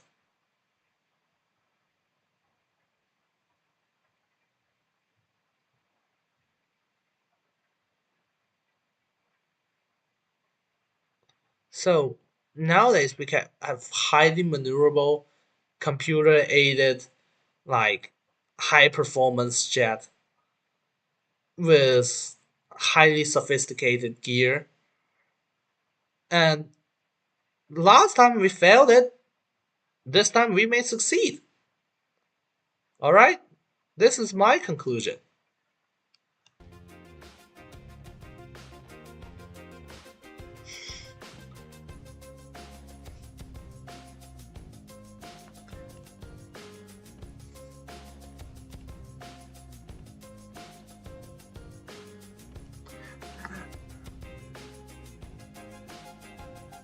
I still just like Thunderfoot's like outro video. Now thanks for watching, guys. My closing thoughts on this image, he thinks that one does not simply learn from their mistakes. I want to dive deep a little bit. This goes very philosophical, but I don't think one should simply learn from their mistakes. A lot of times, humans fail multiple times before they succeed.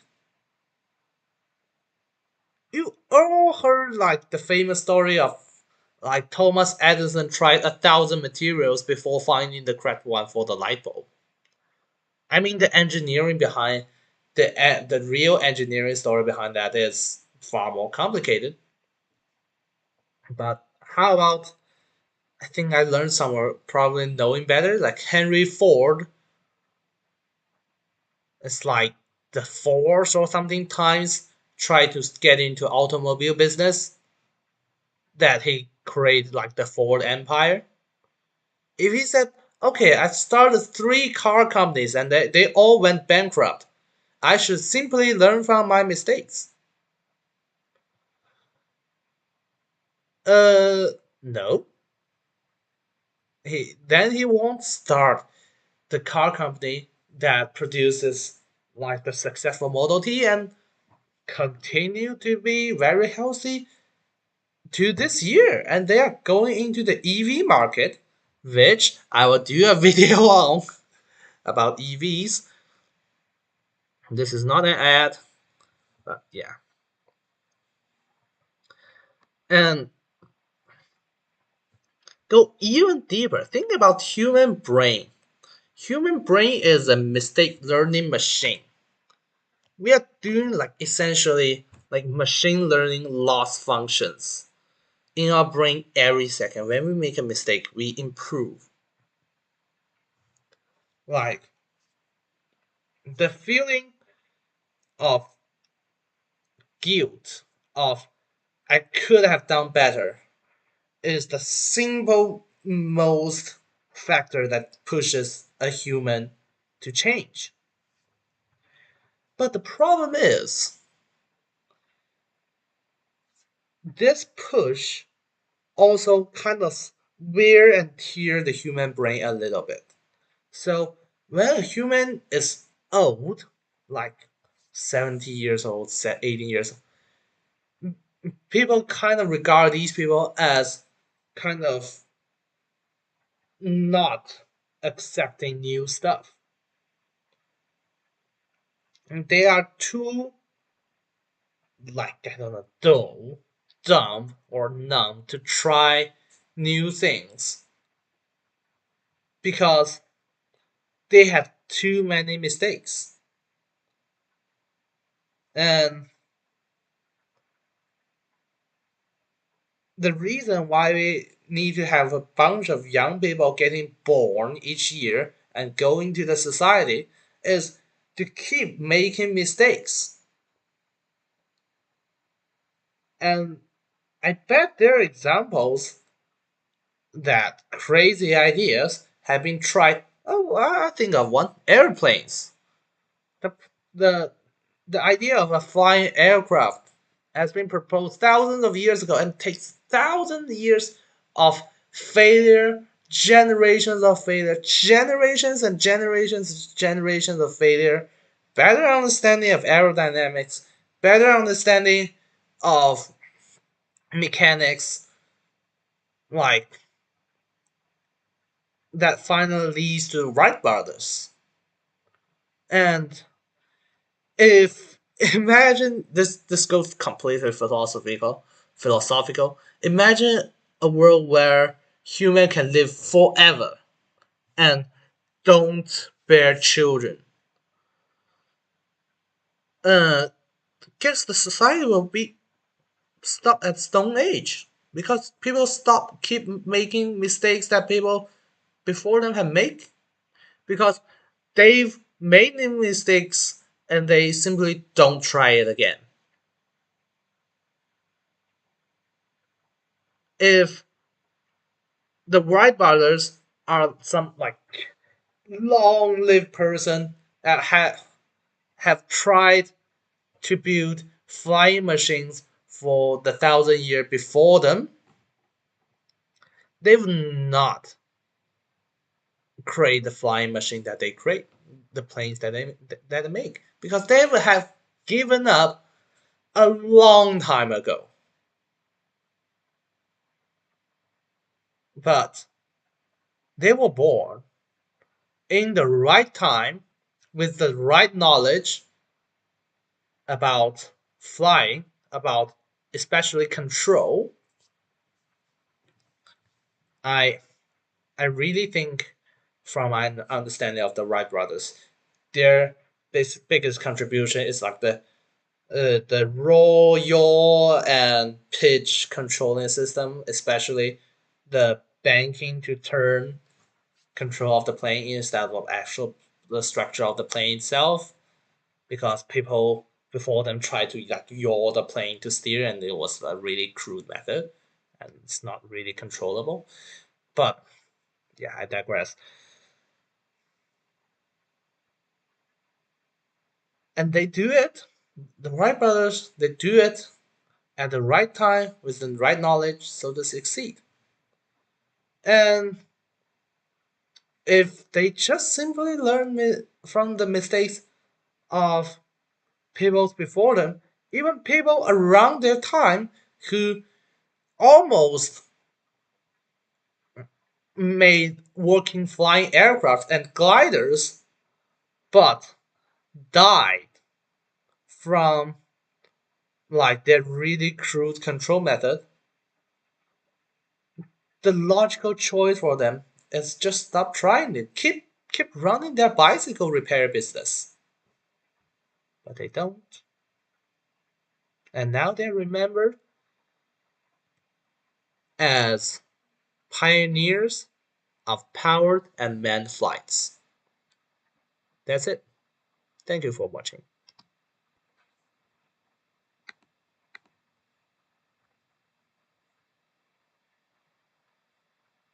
Proof that you can have about. Okay. Thank you for all the interactions, guys. But sorry, I just don't have time to react to them.